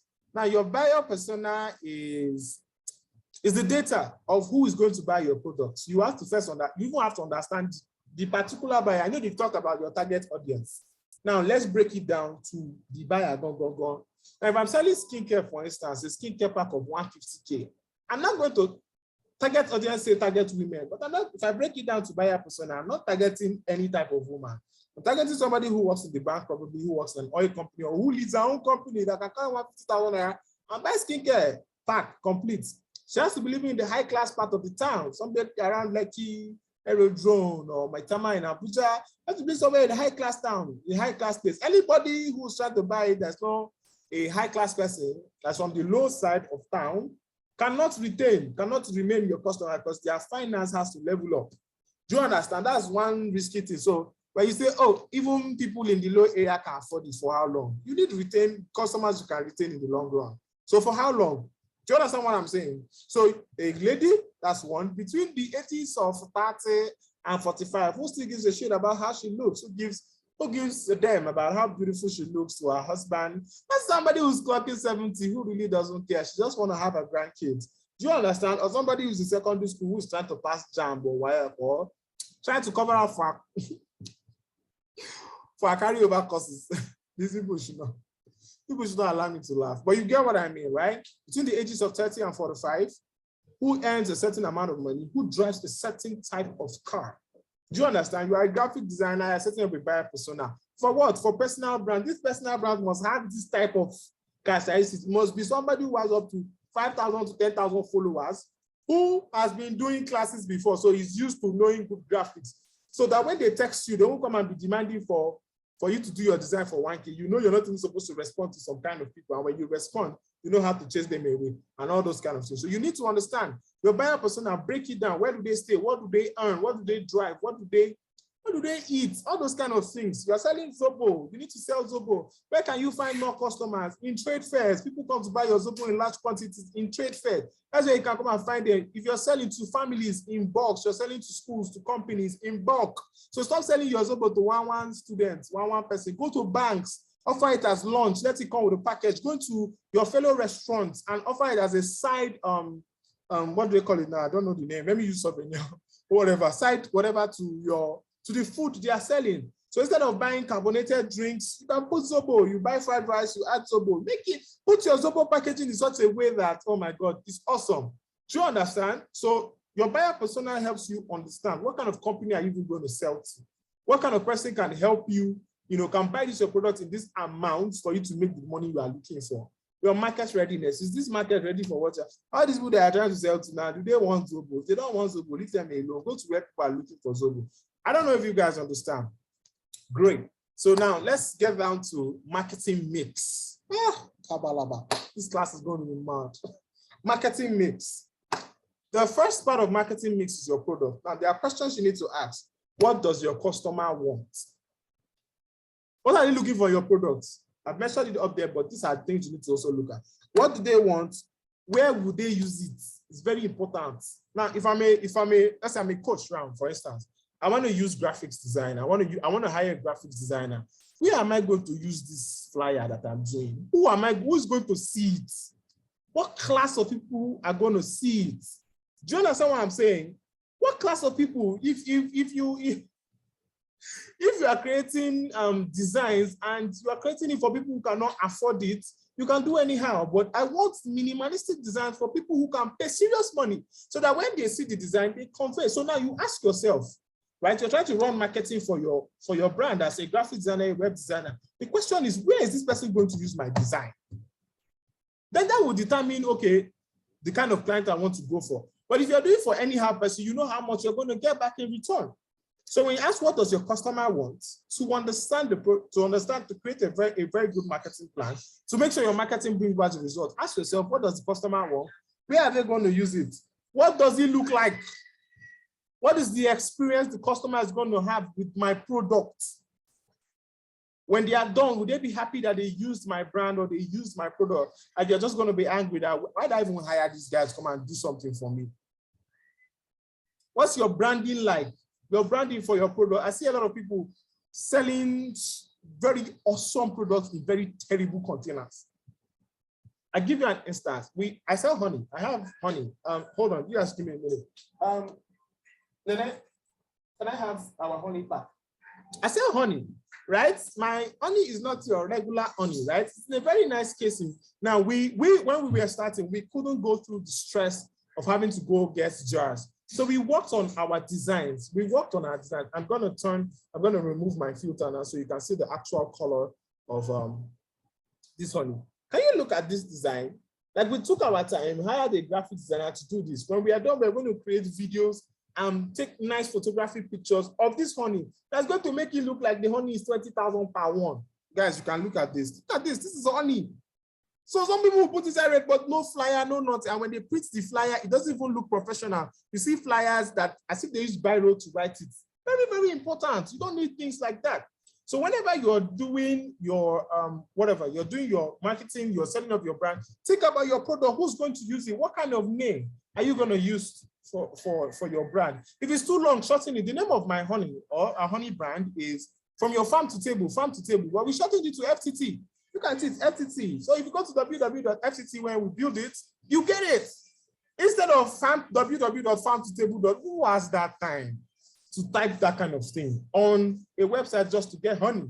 So these are the things you need to look at, right? Where will your products be used? Who's going to use it? Where are you even going to place it? Where will your products be advertised? Very important.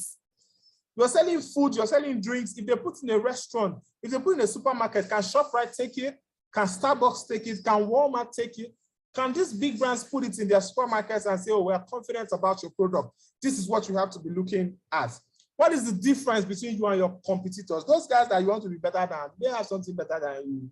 At least if you're not doing something better, do something similar so that you will stand out. Do you understand? So that even if somebody misfire and want to buy their product and he saw your own first, you just assume it's the same thing and just carry it. It's like when you want to buy Sprite, but you saw 7-Up, it's the same thing. Let me just pick it. Do you understand? So these are things you need to look at. Now, the next is price. What is the value of your product to your customer? What's the value of your product to your customer? That's one thing you have to look at. Some of us just wake up from sleep and put whatever price we feel like putting. And I always used to wonder, like, what gives you guys all of these ideas? You just wake up, say, I'm a graphic. Okay, I'll give you an instance. I pray she doesn't watch this video. But I've hired some designers in the past. You say you are a UX designer, come and work on a project for me. And you said, oh, I charge 300K. And I'm like, okay, I'm willing to pay 250. And then the person starts the job. And then they do their first design. I'm like, what is this? And they say it's a design. And then they start to give you some kind of rubbish talk as to why the design is the best. And then I give them, I show them designs I have done. I show them designs that I've used in the past. And mine is 1 million times better. And then they start to say sorry. Why? Because they overprice themselves. They don't even know the value of what they can offer. You should be able to say, I'm this good based on the results you have gotten, so I can increase my price from 1,000 to 5,000. Once upon a time in my life, if you wanted to attend my class or my course, you attend it for 1,000 naira. Now you can't even try it for 20K is giveaway. Once upon a time, as you are growing your price, so what's the value of your product to the buyer? At their established price already, sometimes don't try to beat the market price. It's a waste of time. Right? You will struggle, right? Now, if you want to now say, okay, since that an established price, what do I do so that my marketing can perform better? Ask yourself, do I add or reduce? Now, if I'm reducing based on what? Based on the fact that I'll get more people, depending on who I want to reach, because you can reduce your price and somebody who's willing to pay more says, I cannot do. I've had a story about a photographer who wanted to take a picture of a certain person, and then the customer asked, how much do you charge for a photography? And he said 750K. And I said, for the whole session, he said yes. I was like, well, and me said my budget was 3 million. I was like, Jesus, in my life, I will never try this. Why? Because he doesn't even know how people perceive him. So we always make the mistake of setting the wrong price in the name of, I'm trying to make sure I'm affordable. Sometimes you don't need to be affordable. Know your product and know it well. Affordability is for a certain type of people. It's not for everybody. And stop putting affordable price on your stuff, on your advert or something. If I buy something, I don't want to be announcing that it's affordable. I want everybody to know that I'm a low and I made money and I have money to buy expensive shit. Do you understand? So it's very important that you put out your stuff well and make sure that you don't put affordable. Make sure you understand that this price is for certain people. If your price is 1 million, it is for 1 million customers. It's for 1 million type of. If it's 10 naira, you know the kind of customers that you want. I'm not interested. Do you understand? So know how to set your price. Is the price of the customer, is the customer price sensitive? When you're even talking to a customer, when your ad is communicating to a customer, you're advertising, whatever it is, the way your marketing is direct to a customer. Look at the customer, are they price sensitive? You would know by the kind of questions you ask them. When you ask them what's their budget, you will know if they're price sensitive. So when you increase it, they'll say, okay, I can afford this. If you reduce it, they say, no, I don't trust it. And there are customers, when you increase, they're like, stop, don't increase it. And then there are customers that if you decrease it, they're like, great, I love it, I will buy it. You have to understand the different types of buyers to even put your price well. We have the price buyers, the features buyers, relationship buyers. Now, the price buyers buy based on price. If the price is not palatable for them, they don't want to know how good the product is, they are not going to buy. The relationship buyers buy based on trust. They don't care how much it is, but they buy based on trust. The features buyers will buy based on what it can do for them, no matter how much it costs. Once you understand this, you will go far. The places, where would your buyer look for your products? That's for place. Where will your buyer look for your products? In supermarkets, online, can they go www and search for your products? People always tell me when they search for me to build a strategy for them to run ads, what they do is they type sales. If you type sales, maybe there are like 4 people that come out. Inside that 4, I'll be inside. So I know the right name that I chose for myself for my marketing. If you're looking for ads, you type sales, you see me. If you're looking for a salesman, you will see me. If you're looking for marketing, you will see me. So your products, that's your Zobo, your cake, where can it be found? What kind of people do you move around with? Some of you who sell food items and all of that, your core customers are not random people or small bunch of people. Your customers are people who sell in whole event planners. You're making cake, get access to event planners. They always know where party is happening. Those are your core clients. If you have 50 event planners on your DM, right? And they've made deal with you that, okay, you'll be doing this for me. Every week, you must at least get 2 sales. And you'll be making nothing less than like 200K every week. Because when they are ordering 40,000 pieces of small chops, 50,000 pieces of buns, 3 cakes, 1 person, in one Saturday, you can have close to like 10 events. You're making loads of money. And then when you see a caterer that is making money, say, they are using juju. No, they are not just having the same customer as you. Their customers are the big boys. Some of them put their stuff in the supermarkets. I can walk into an eatery, a supermarket, and get a cake for myself and leave that place. Or parfait or something. I'm interested in knowing where the products will be. So where would your products be used? That's one important. What kind of place? It's not everywhere you can put. There's some places that are not even nice that when you put products there, nobody will buy it. It will stay in the shelf. What kind of place will you put your products? Right? Where people can see them. You need to, sometimes the problem with people is that people don't know how to collaborate. Collaboration is the key to making more money in this century. Go and meet people. Go for trade fairs. Go for events. Sell your stuff at events. Sell your stuff in the bank. Sell your stuff even in the church. They say we should not sell in the church, but sell your stuff in the church. Sell everywhere, sellable. Do you understand what I'm saying? Take your products out. What kind of place? After service, take your camera and take picture of people. You're a photographer, take picture of people. One person will start agree. And you make like 5K that day. If you do that every Sunday, that's 20K. If you're not, you can even get somebody say, come and do studio for me. 50K per session. 4 people in 1 month or in 1 week is 200K. In 1 month is 800,000. And you are a photographer, you're not doing jazz. Do you understand what I'm saying? Where will it be used? What is the right distribution channel? You're supposed to post something on Twitter, and now go and put it on Telegram.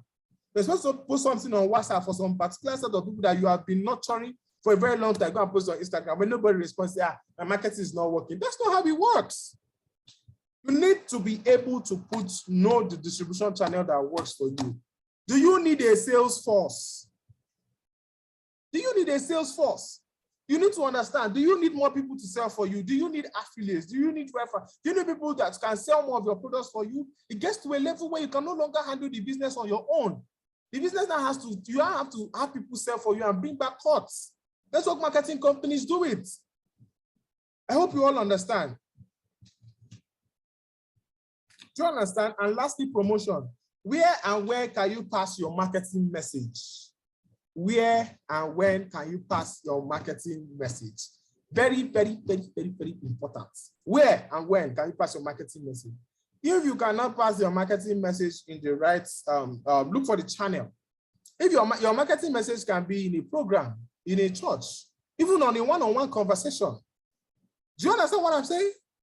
Where can you put your marketing message? If it's through a long text, use Twitter. If it's WhatsApp, use your status. If it's going to be too long, you need to do a video so that you can get the people that you need.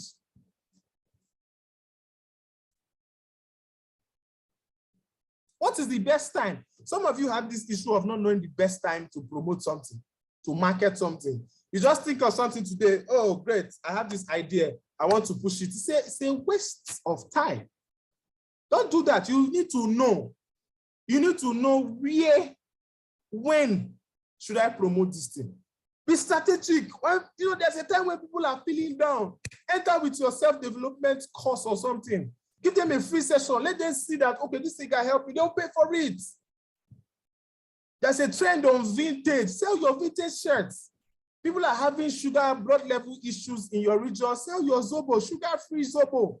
For their health, they'll make it and they'll become an addiction and they'll buy it and it's going to be healthy for them. You need to know when to promote stuff by asking questions, following trends strategically. Something happened today. There was something about some small children and all of that, and doing some naughty stuff online. And somebody reached out to me and said, "Oh, one of the clients reached out to me and said, want to create a content that helps parents add security to their children's devices." This person paying attention to trends. This is the right time to promote that product. Where children can hold their phones and there are some sites that if they type in, the phone will go off. The browser will delete. It will restrict them from having access to those kind of things. You can sell that technology at that time. You can sell your book. Issues are going on, topics are going, enter. But no, I don't like to, all these online things, it's not really my forte. You will rot in no sales. So you better go out there, know when to promote stuff, follow things. Ask, is my product seasonal? You need to know whether your product is seasonal or not. If your product is seasonal, make sure you always have something that you can sell every season. This is Easter. I've sold a lot of dresses because people went out, people partied. A lot of things. Movie tickets. If you work in a movie store, movie tickets can sell a lot. Because during fuel scarcity, you want to get more people, reduce your price by ₦1. They will come there. Do you understand what I'm saying? How does your competitors do their promotions? How? These people that are leading you in the market, they don't have 3 heads now. They don't have 3 heads. Find out how are they running their marketing that is different from your own. And by the time you've found out how they do those things, you will be able to grow and do better. So that's on research and marketing mix. So research, target audience, their needs, buyer persona, and market readiness. Marketing mix, product, price, place, and promotion. Now your marketing plan is your KPIs, your key performance indicators, right? What would you use to know that you're making progress? If you spend 10 naira, how many clients did you get? If you spend 15 naira, how many clients did you get? If you send 50 emails, how many responses did you get? On your website, how much traffic are you getting? On a particular content that you put out, how much are you getting back? You need to know your acquisition costs. Don't just put 20K into and say, I've run ads, and that's all. The 20K, how much did he get back? If he's not getting more people for you, do I need to pump in more? If I don't know whether to pump in more, what do I need to do? I need to learn on how to run ads better. Who do I need to employ? In your plan, find out your key performance indicators. What are you looking out for after this whole marketing has launched? What budget will give us the result we are looking for? Some of us don't work with budget. Just anyhow, I have 3K, can I run ads? I have 2K, can I run ads? I have 50K, I feel this ads will bring. Don't feel anything. Marketing is data. You have to have facts and figures with what you are doing. I'm going to marketing and say, I have 50K, sir. Can he bring anything? Are you kidding me? And when I tell you can't bring anything, say, why now? I thought it would bring something. Because you don't have data. If somebody now scam you online and say, 50K, this, something happens, you are wondering what happened. It's because you don't know anything about it. It's not in your plan. And then look for other channels you can advertise. Other channels in which your products, your marketing can bring results. Sometimes people have to be on the road. Sometimes you have to go for indoor meetings, late night meetings to close those deals. Sometimes you have to try calls, automated messages, so that you can get results. And then satisfaction. Feedback. You need feedback. You need to put a feedback process in your, how do we get feedback from our customers? Through the support, how do I get feedback from my customers? Very important. What is your response strategy? Somebody say, hello, don't go and be replying them, can I help you? Who is this? Don't do that. How may I be of service? Your response strategy, your strategy.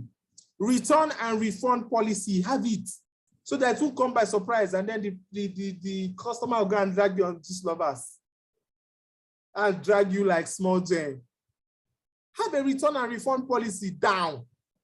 Put your terms and conditions very well. How do you develop retainership relationship with these people? When somebody uses your products, okay, when somebody is using your products, can you tell them that, okay, this is what we charge for the rest of the year? Are they happy paying that money for the rest of the year? And that's if they're satisfied. There are a lot of times, don't think I'm perfect. I've made mistakes before in a way where the client is not even happy with what I did. I have to try my best to come up with a strategy that will help this client keep working with me, because if he collects the money, I don't have it to pay back. Do you understand what I'm saying? So you need to understand what is my feedback strategy? How do I get feedback? Do I send out forms? Do I send back emails? Do I call them? Customers, there are people who call me and say, oh, hello, hi, did you enjoy our service? Did you enjoy this? Did you enjoy that? Your response strategy, when they text you, how do you respond? Do you have a way to respond? Do you even have a script on how you respond? Your return and refund policy, is it available? Or somebody come and say, I need my refund, you start posting them, then you look like a thief. Meanwhile, you're really not a thief. You don't just have policy. Terms and conditions. Do we all understand? All right, all right, all right. Okay, so that's stuff about marketing. So we have the marketing research, we have marketing mix, we have marketing plan, and customer satisfaction. I hope we're able to get something from that. So now let's go to my forte, which is the last thing on the list, which is sales. My God, 2 hours, we're still here. Sales, so what is selling? A sale is a transaction between two or more parties, which the buyer receives tangible or intangible goods, services, or assets in exchange for money. So everybody is selling. The church is selling you Jesus Christ. Religious people are selling you your Savior. The government is selling you good life so that you can vote for them. The school is selling you education so that I can bring your money. Everybody is selling something in exchange for your money. It can be exchanged for your money or your time, whatever. Once there's a transaction or there's an exchange, as long as these things, there's an exchange involved, a sale has occurred. The difference between sales and marketing is that sales focus on the needs of the company, the money you have to make, how you make that money. And marketing focuses on the needs of the market, how you satisfy the market. So it is when you satisfy the market will now turn back to you and say, oh, great, I love what you guys are doing and I want to give you my money. So marketing for sales, but they work hand in hand. So as you are doing your marketing very well, as your trends are changing, as a lot of things are changing about the market, your sales is also changing, your pricing, it's also changing. So they work hand in hand, but they're not the same thing. All right, so the steps to a good sale or to having a good sale, we have prospecting, we have preparation, we have approach, we have presentation, we have handling objection, and we have closing. Follow-up, 7, there are 7. So prospecting, preparation, approach, presentation, handling objections, closing, and follow-up. So prospecting, you need to create a customer profile. If somebody jumps into your DM to buy something today, can you tell if they are your customer or not? Do you tell if you have to continue the gist? Now, the problem with most people is they don't know who they're supposed to respond to and who they're not supposed to respond to. So they think everybody must buy from them. Not everybody must buy from you. Everybody's not your customer. Have a profile. How does this person talk in the first place? Can they be my customer? This is your own part. Now, remember, sales is focusing on you. The person who is selling now, the company, the business who is selling now, not marketing. You have done people now. Now, the people are coming. You have to choose. Who works with me? Can they pay this money?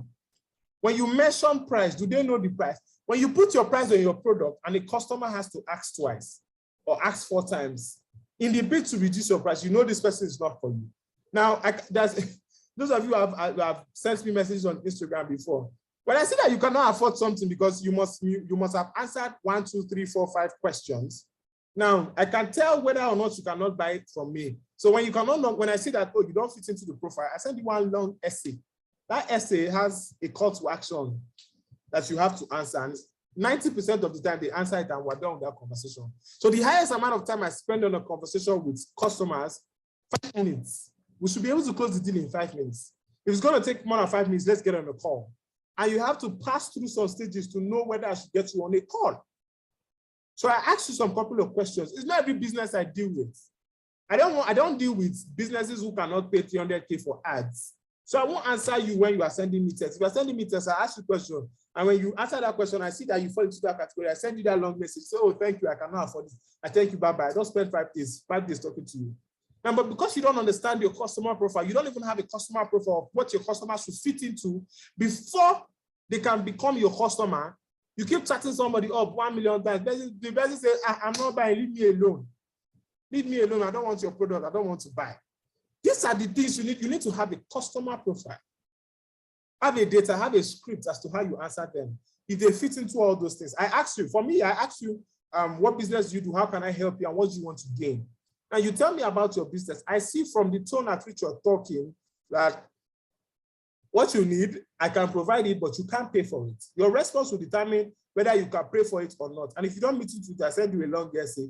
And of course, you answer me, thank you, I can't afford this. Or again. So have a customer profile. Content marketing will help you prospect in your absence. I'll give you an example.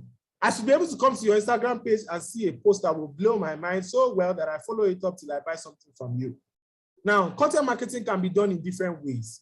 Now, for those of you in skincare, fashion, and all of that, when you are trying to grow your Instagram or your social media, communicate with people. Talk to people about your problems. So I want to ask a question. Let's assume everybody here does skincare. Let's just assume you guys do skincare. Now you want to buy something for your face, for your let's say you have pimples, rashes all over your face. So now somebody sent you 2 top Instagram pages. Who are you going to buy from? Person A just used to post her product pictures and tell you under it you see clear pimples, clear rashes, and all of that. Person B talks about your skin, the kind of water you should not use on your skin, the kind of powders and creams you should not apply to your skin, how you have been damaging your skin for so long that you didn't even know. Somebody has answered already. What you have been doing that has been damaging your skin, and finally, a free trial for their products to test on your skin for 3 days before you get the pack. Who are you buying from? A or B?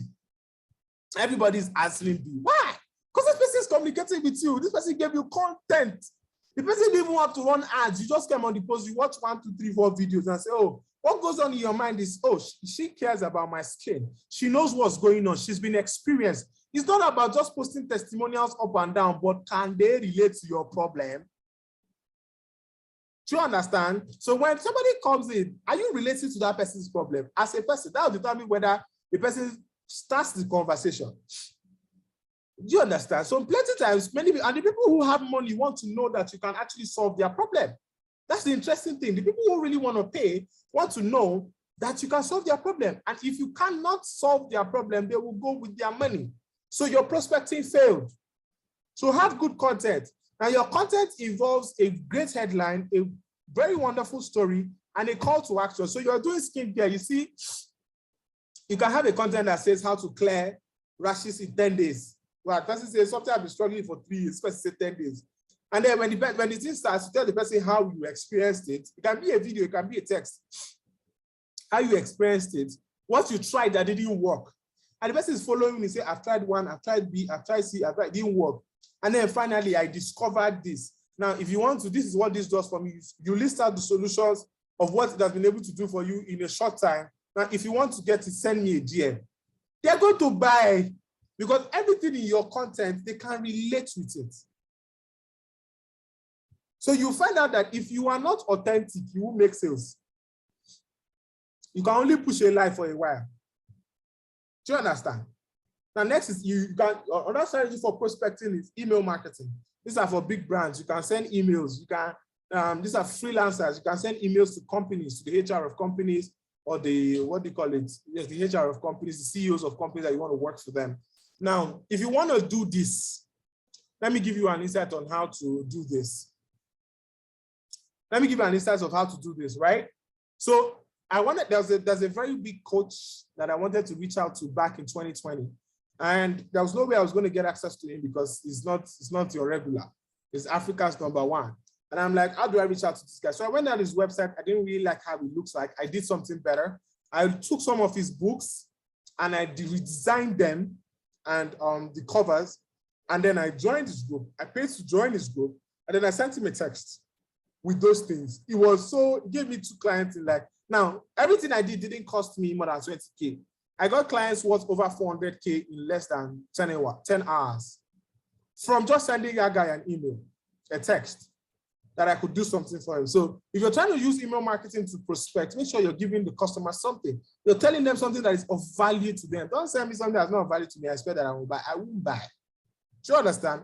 Advertising, Facebook adverts, Twitter, influencer marketing, all of that, you can use that to prospect. Sales calls.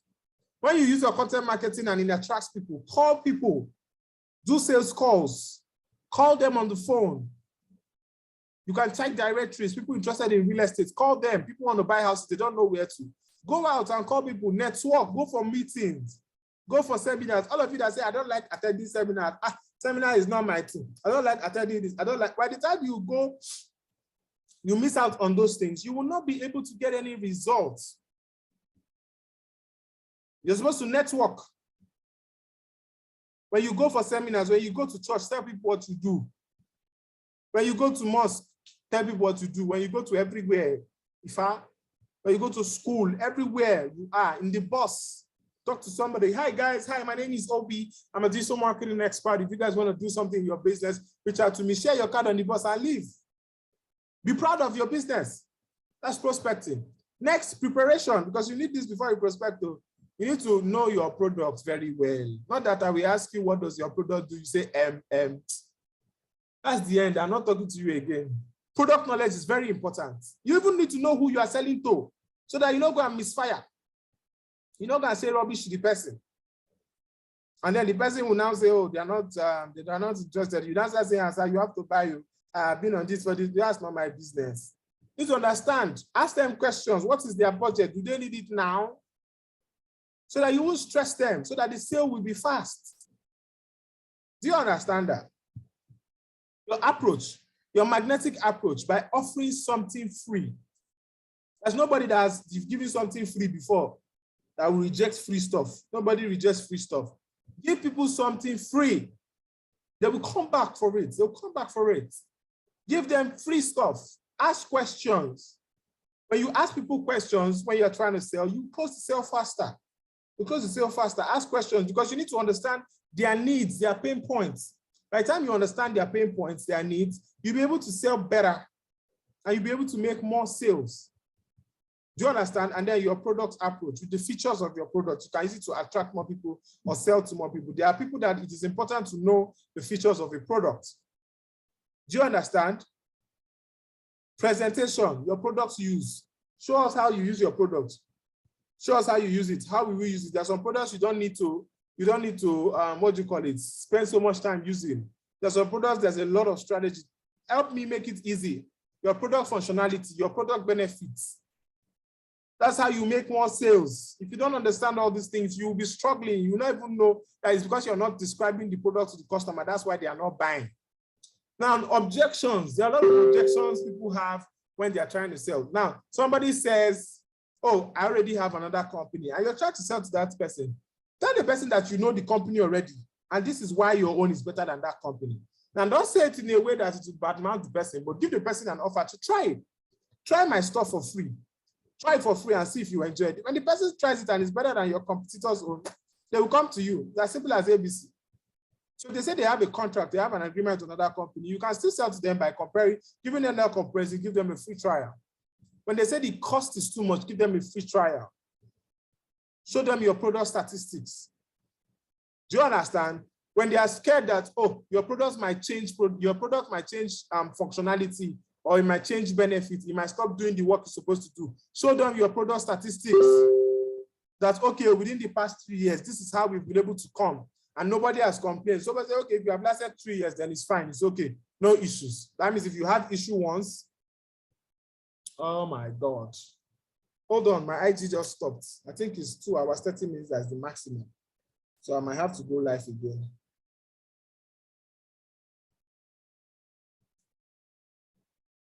I might have to go live again.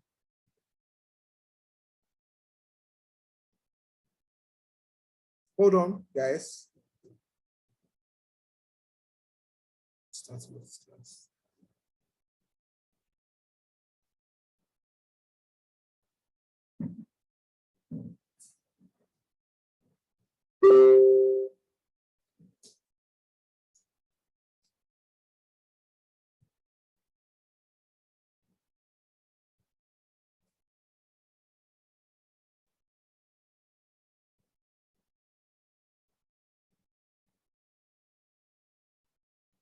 I'll have to go live again. Sorry, guys. I just want to go live again. Okay, so when I stop, yeah. Give them, if they're scared that your product is going to change the product, show them your statistics that you've been in this for a very long time.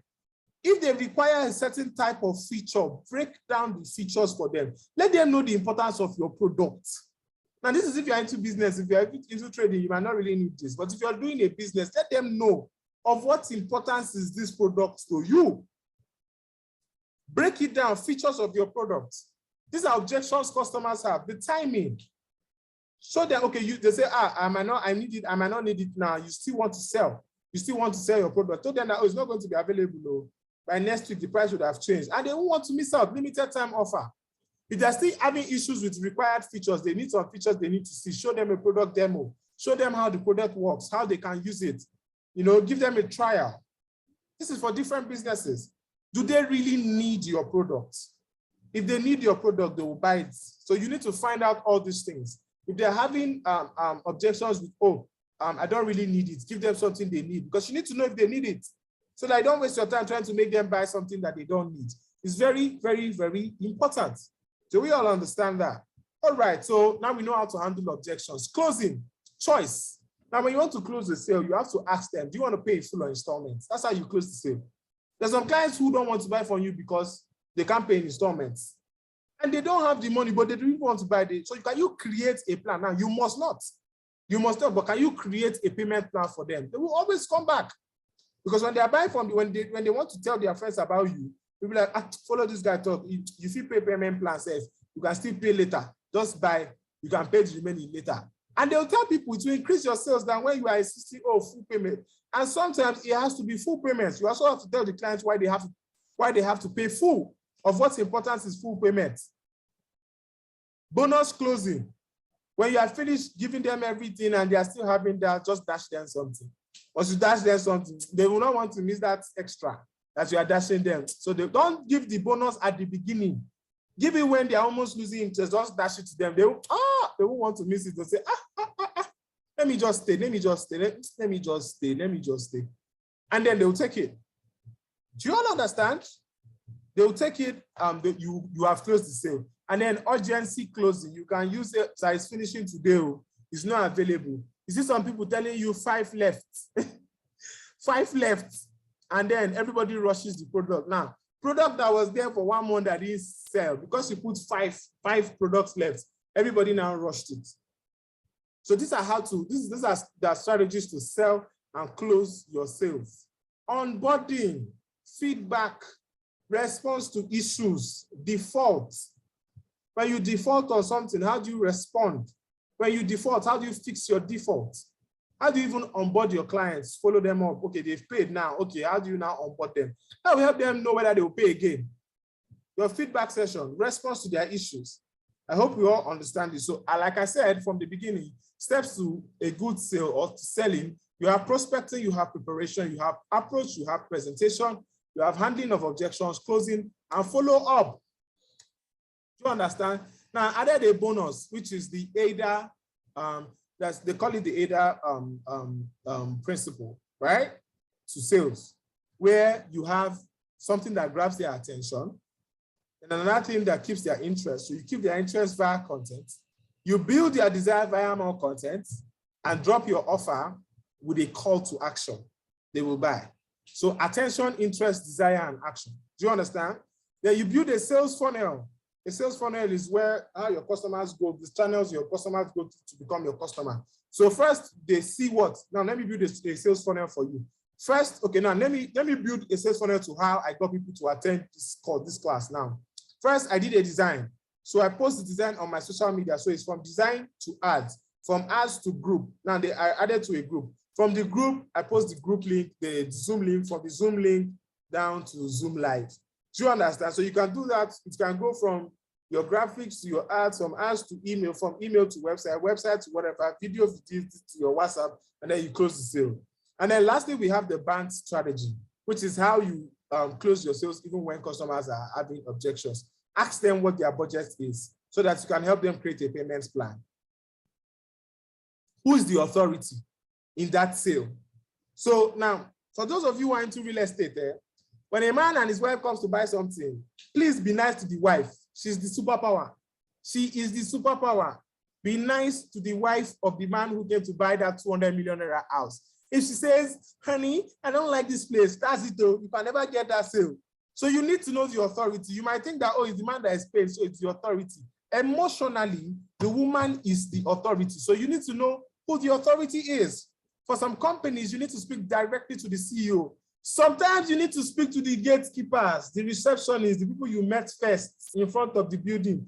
Don't be rude to a secretary or a receptionist. The first person you see at the door, do not be rude to them. They can determine whether you close that sale or not. They can tell you, your guy is not around, come tomorrow. And you will have to come tomorrow. They can't do anything about it. They can tell you, madam is not in, please, can you call next week? And you won't see that sale. So you have to be nice to the gatekeepers, nice to receptionists, the secretaries, to the gates man. You can tell you that, okay, say nobody should come inside. We are not accepting visitors. And you came to close sale, or the receptionist that you were rude to on a call, the customer care you were rude to on a call. And then you call her and she says, oh, sorry, he's not on seat. Meanwhile, sitting down, they are just blocking your sale. So you need to be nice to people. Do you understand? Find out who's the authority. The authority might not be the person paying. It might be the person that picked your call the first time. Do you understand? Now, you need to know whether these people need this product. So you stop stressing them. There are people who you keep testing them 1 million times. Don't stress yourself. It's not every day. Just leave them alone. You're no longer working with them. Look for another. Don't spend too much time on one particular person, expecting them to buy your product, right? And then the timing. Timing matters, right? Timing matters. Timing matters. Do they really need this product now? Is this the season for this product? If they don't stress them. I hope we enjoyed this class. Finally, I want to announce that this is the official opening of the road trip to $1 million. In December, I took a couple of 80 people into doing 500K per month. 12 people became millionaires. Over 35 people did 500K, and the rest did making 100K for the first time online. So if you want to join this class, it's 20K. For those who are going to sign up from now to 30th of April, so that I sign up early, I can change price anytime, right? But for those who sign up later, it's 45,000. So you can join up. You're going to join me. I want to make you a millionaire this year. So the first quarter, you've been through a lot in the first quarter. You didn't understand a lot of things. Come, let me help you fix your business. We just had a 2-hour section on sales and marketing, and it's just a tip of the iceberg. In this road trip to $1 million, last time was road trip to 500K. Now it's road trip to $1 million. We're going to be teaching everything on marketing, on sales, on money. How you can call money to yourself, how you can attract money, how you can keep money, how you can make money work for you, how you can go from small to big in 30 days. We have people selling Zobodu 1 million, people selling calls, people selling anything, do 1 million plus in months. We have people selling cigarettes, doing 1.5 million in 3 weeks. So if you want to join us, as I'm going to take questions now. So road trip to $1 million in 6 weeks. So between 1st of May, from 1st of May, we're going to be going into full practical ways to make. You're going to be joined with like people from the old class. People are going to come and show you ways that they use so that you know that it's not fake. People are going to show you what they used, how they did their own. So you can also share ideas with other business people. In the group, there's a support group. You have 90 days access to me. Let me make you a millionaire.